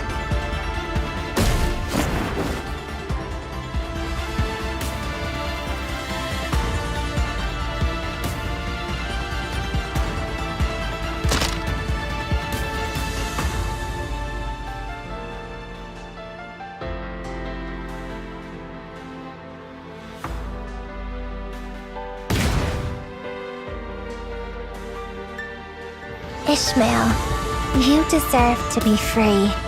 And that is my will.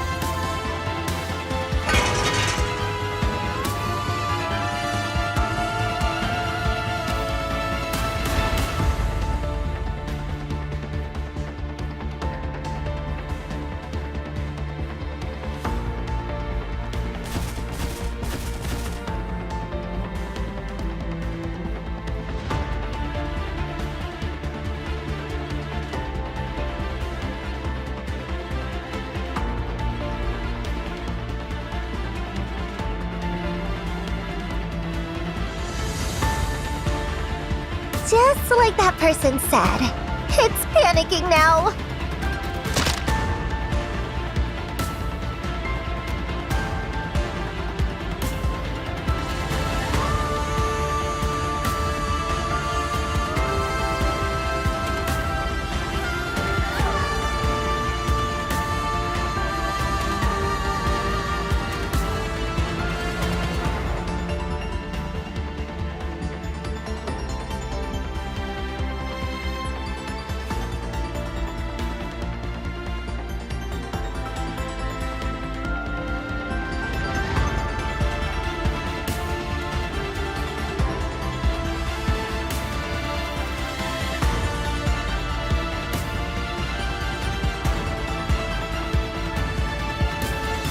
May the four-winged white raven protect us!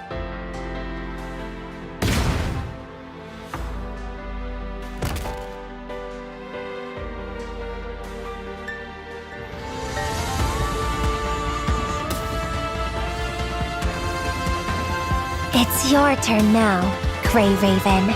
We can't defeat these monsters on our own. That was the last shot I could offer you.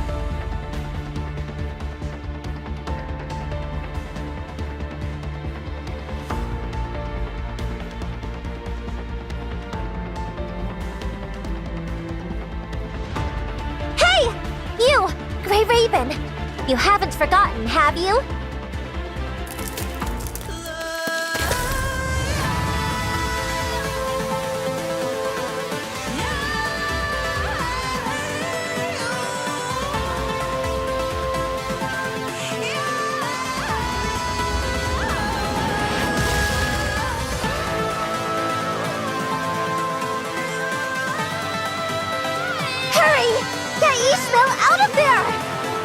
freedom means to her. Let her choose it for herself.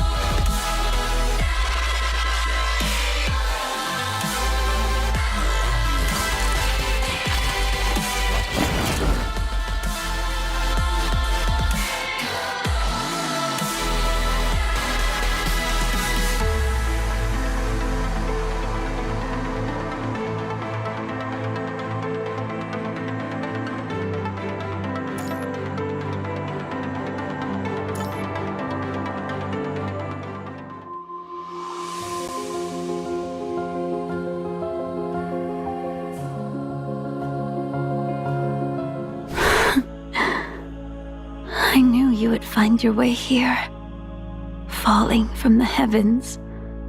It is a fitting entrance for you.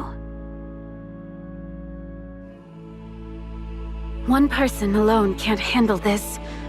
Let's split up and regroup further ahead, all right?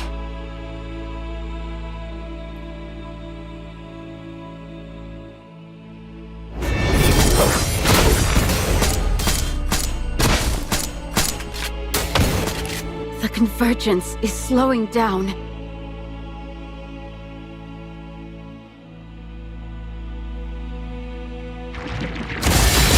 Would you like to see something beyond your scope of knowledge? It's just a small thing. Embrace it. This is the miracle you have been waiting. It's just a small thing. Embrace it. This is the miracle you have been waiting for.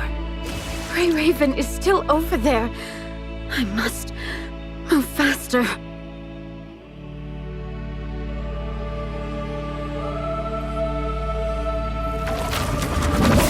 Not is just a small thing. Embrace it. This is the miracle you have been waiting. It's just a small thing. Embrace it. This is the miracle you have been waiting. It's just a small thing. Embrace it. This is the miracle you have been waiting for. Is it done? At last, it's over. I've always known you were there, just behind me.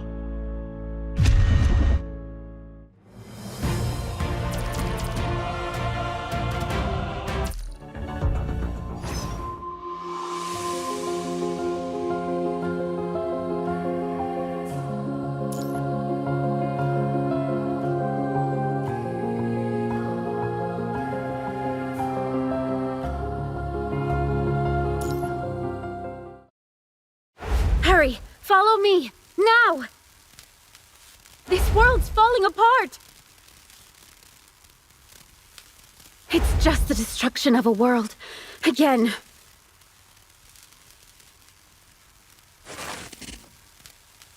I'm Ishmael. I travel through time and space.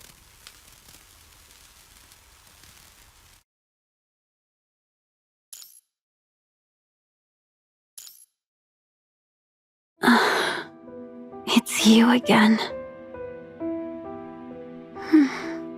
Of course it's you.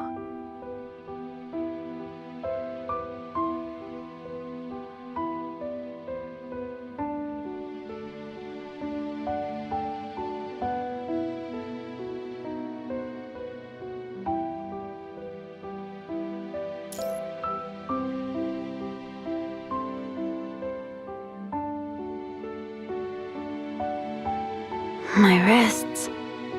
It's of little consequence. This physical form. Its condition is not something I dwell on.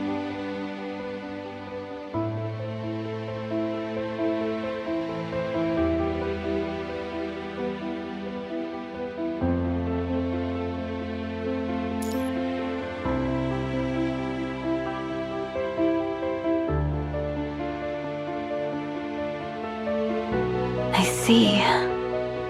You're worried about me.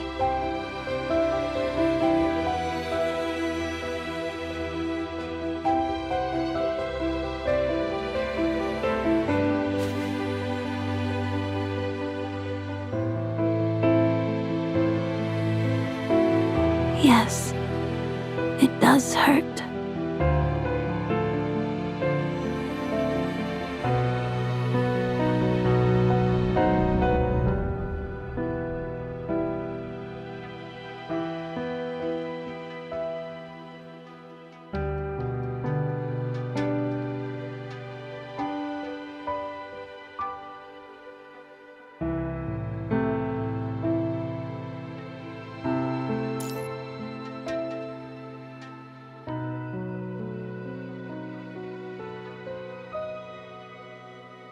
The port? What for?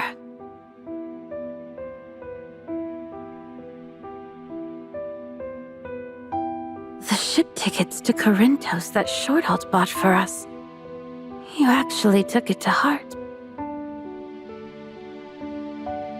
We've provoked the world, and now it spirals toward collapse. Thepsia is not the only place transforming into a chaotic grimoire. Corinthos will be no different. Every person, every blade of grass, every fragment of existence will gradually crumble away. There is no sanctuary left for us to escape to, and no path left to save it. You returned here, against my warning. But have you truly considered the cost of failure?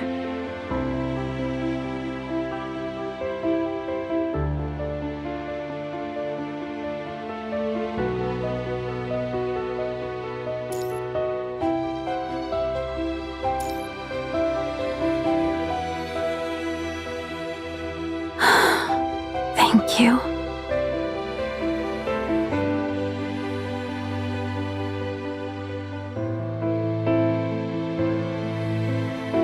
Let's go to the top of the tower. The place where we truly met for the first time. I've converged most of the guidance, but the gears were thrown into disarray. The tower is where I can complete the calibration. This world was born from me. It's only right that I be the one to set its course again. At the very least, I want Lesty to see her homeland again. For Etha's articles to finally make the headlines. For Raheli's inventions to change people's lives the way she always dreamed. Ideals of war and love, they're too fast. Even in this world of my own making, they feel boundless, beyond my grasp. All I can truly care for is this small corner of existence, and the few souls within it. More importantly, you're with me. Come with me. There is so much worth adjusting the gears for. The tower is tall, and the monsters cannot reach us.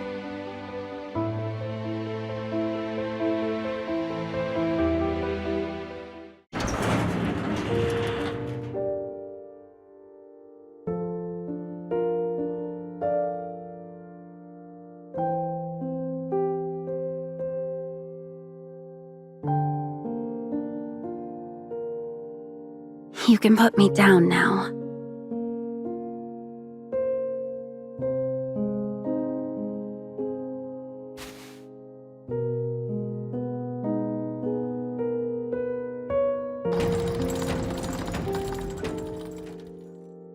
These are the paths of those 3 children. Now they're set right.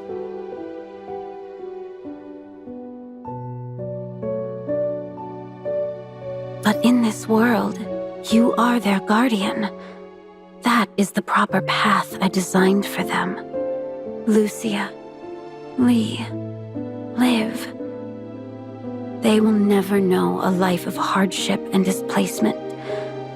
Under your care, they will have a childhood, an education, a chance to grow up normally, far from the grasp of the military or any other armed faction. They will become ordinary people, happy people.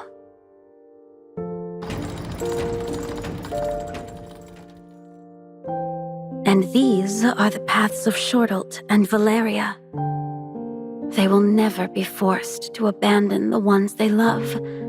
They won't be bound by duty as officers or soldiers. They will be free to enjoy the literature and art that can only bloom in peace and live long, full lives. These are the paths of Rahili and Etha, my professor and my friend. I don't know if they would have approved of this world I made for them, but for now, they seem happy. And that is enough.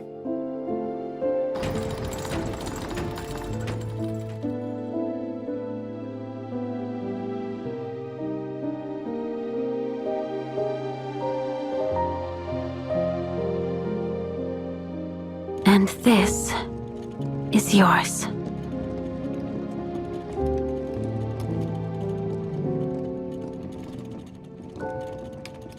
Have you ever wondered what your life would have been like without the punishing virus, without the war, without the weight of being the Gray Raven Commandant? I had a path designed for you too. I thought you might have made a wonderful scholar, a quiet, leisurely life. I could picture you walking to a lecture with books under your arm, challenging your professors, making friends on campus and in the town. I imagined you exploring the world, reading, enjoying clever games, writing articles that made people think, building complex arguments and debating them with passion. My plan was to gently draw you closer to me, to my role as the Pontiff. I was going to make a slight adjustment to your gear, just like all the others. But I then discovered something. Even as a mere gear, yours was different from everyone else's. I could barely turn it. Your freedom was too vast. You are the only one who ever existed outside my guidance. I didn't understand why. But before I could find an answer, everything began to fall apart.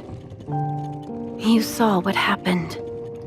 The guidance went out of control, triggering wars, assassinations. It seems even a simulated civilization is doomed to follow this inevitable curve. So, I intervened to retrieve the guidance. I never expected the sandbox itself to resist me. And that led to all of this. It wasn't until the day of the Pontiff's burial, when you told Shortalt that all your efforts felt futile, as if your path was being guided, that I finally understood. The guidance power I had scattered, it had somehow pulled your true self inside this world. No wonder I could never control your path.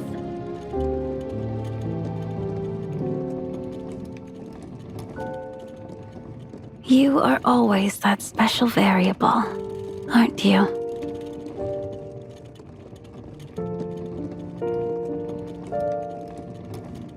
My initial plan was simple. Retrieve the guidance, no matter the cost. Even if it meant having myself burned to death. I created this sandbox. It was my responsibility to correct it. But then, you arrived. And these gears, these predetermined paths, began to turn freely around you. They created new stories I never could have written. Thanks to you. This world's ending is filled with moments I will carry with me forever.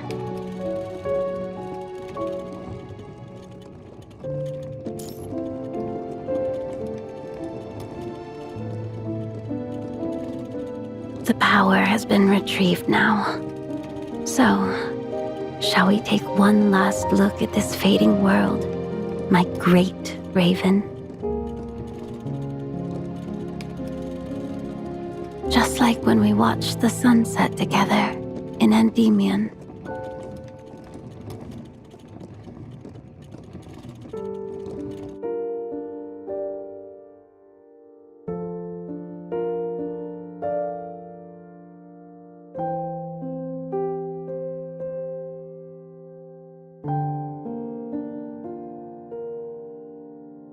Let's sit here, at the edge.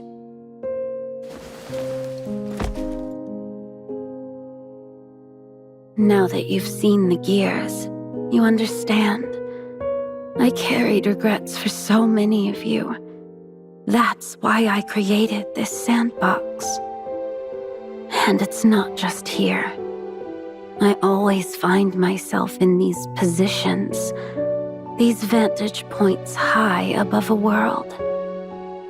As a high priestess of some ancient tribe, as a pontiff gazing down from a glass tower, as a control court member of Babylonia. I wanted to be objective, neutral, to observe every story from a distance.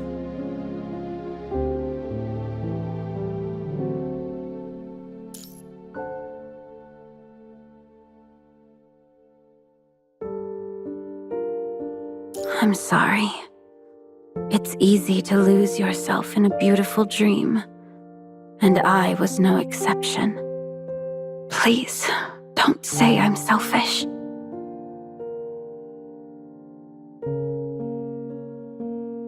Human civilization had you. People who fought, who changed their fate. But the four-winged white raven, we lost so many. Yet our ending never changed. I escaped the heat death. I avoided despair. I stayed objective. I even let go of all strong emotion, drifting through the long river of time. But watching your story, humanity's story, it stirred something in me I thought was gone.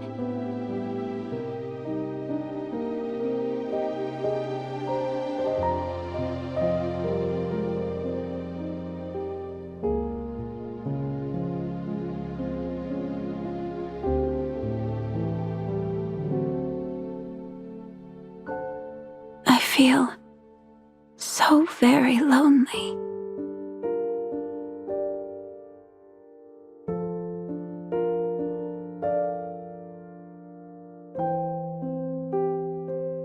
I've decided this power cannot be allowed to run free again. I will contain it, secure it. There will be no more incidents, no more chaos.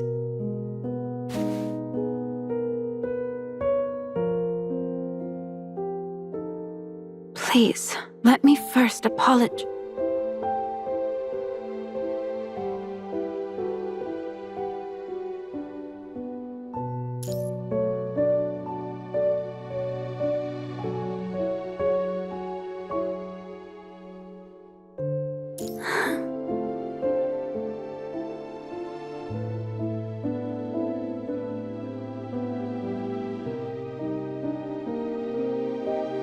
This world is chaotic, flawed.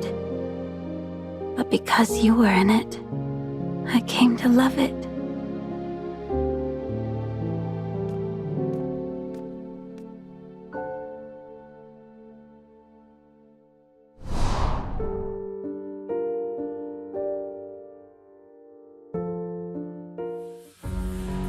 I am a convergence of power that should not exist. To love me is to let me go.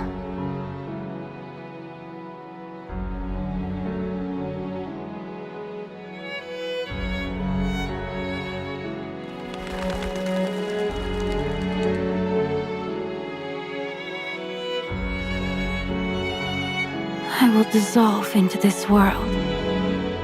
I will become the sky, replace the sun and moon, become one with it all. Goodbye, though I know we'll meet again and again, just as you once told me. We don't say goodbye. Just do this for me. We've watched the sunsets of Endymion together and journeyed through the seams of time as one.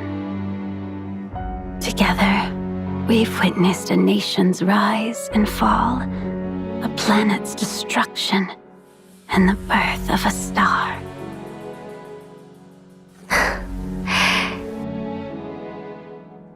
After all that, what couldn't we look forward to? But next time, I'll just come to you as a bird.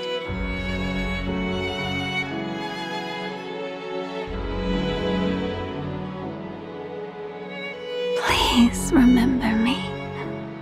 Please.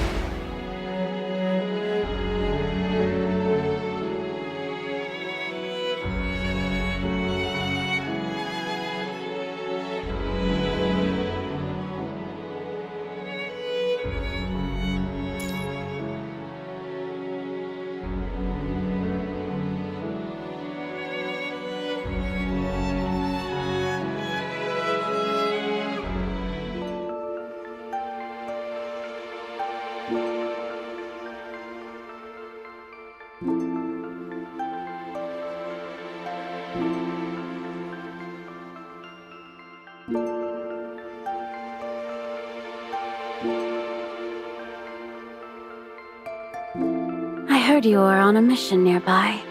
I thought I'd take the chance to see you. How have you been resting?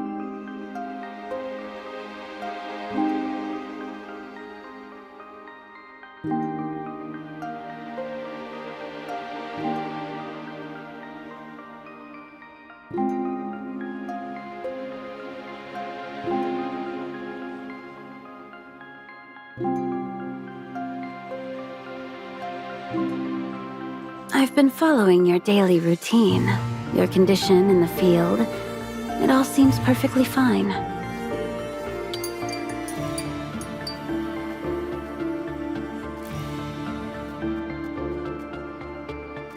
Coffee, with just enough milk, and precisely the right amount of sugar to reach maximum solubility. That's when the flavor is at its peak.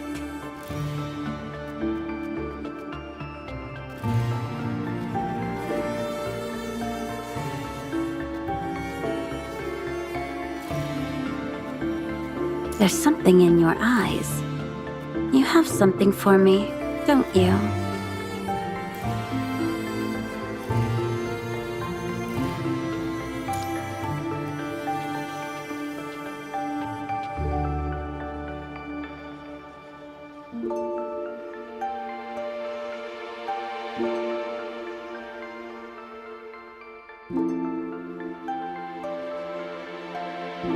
You should keep it. Consider it a little keepsake.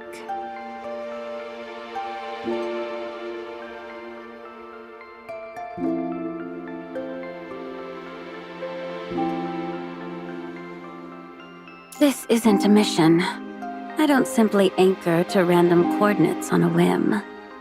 My being here is no accident. Read my thoughts, Gray Raven.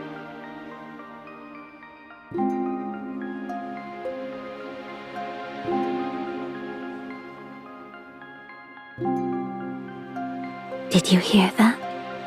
I came here for a reason. A certain gray raven has been flying so freely across the world lately. Now my steps are fixed on a course.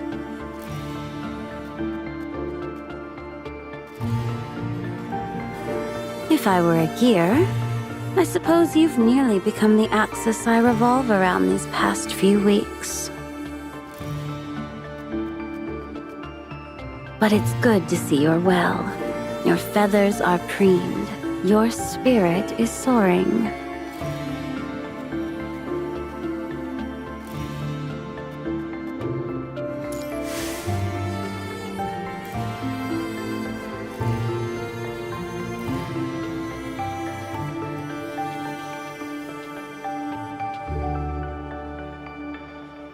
We get to share the same view again this time.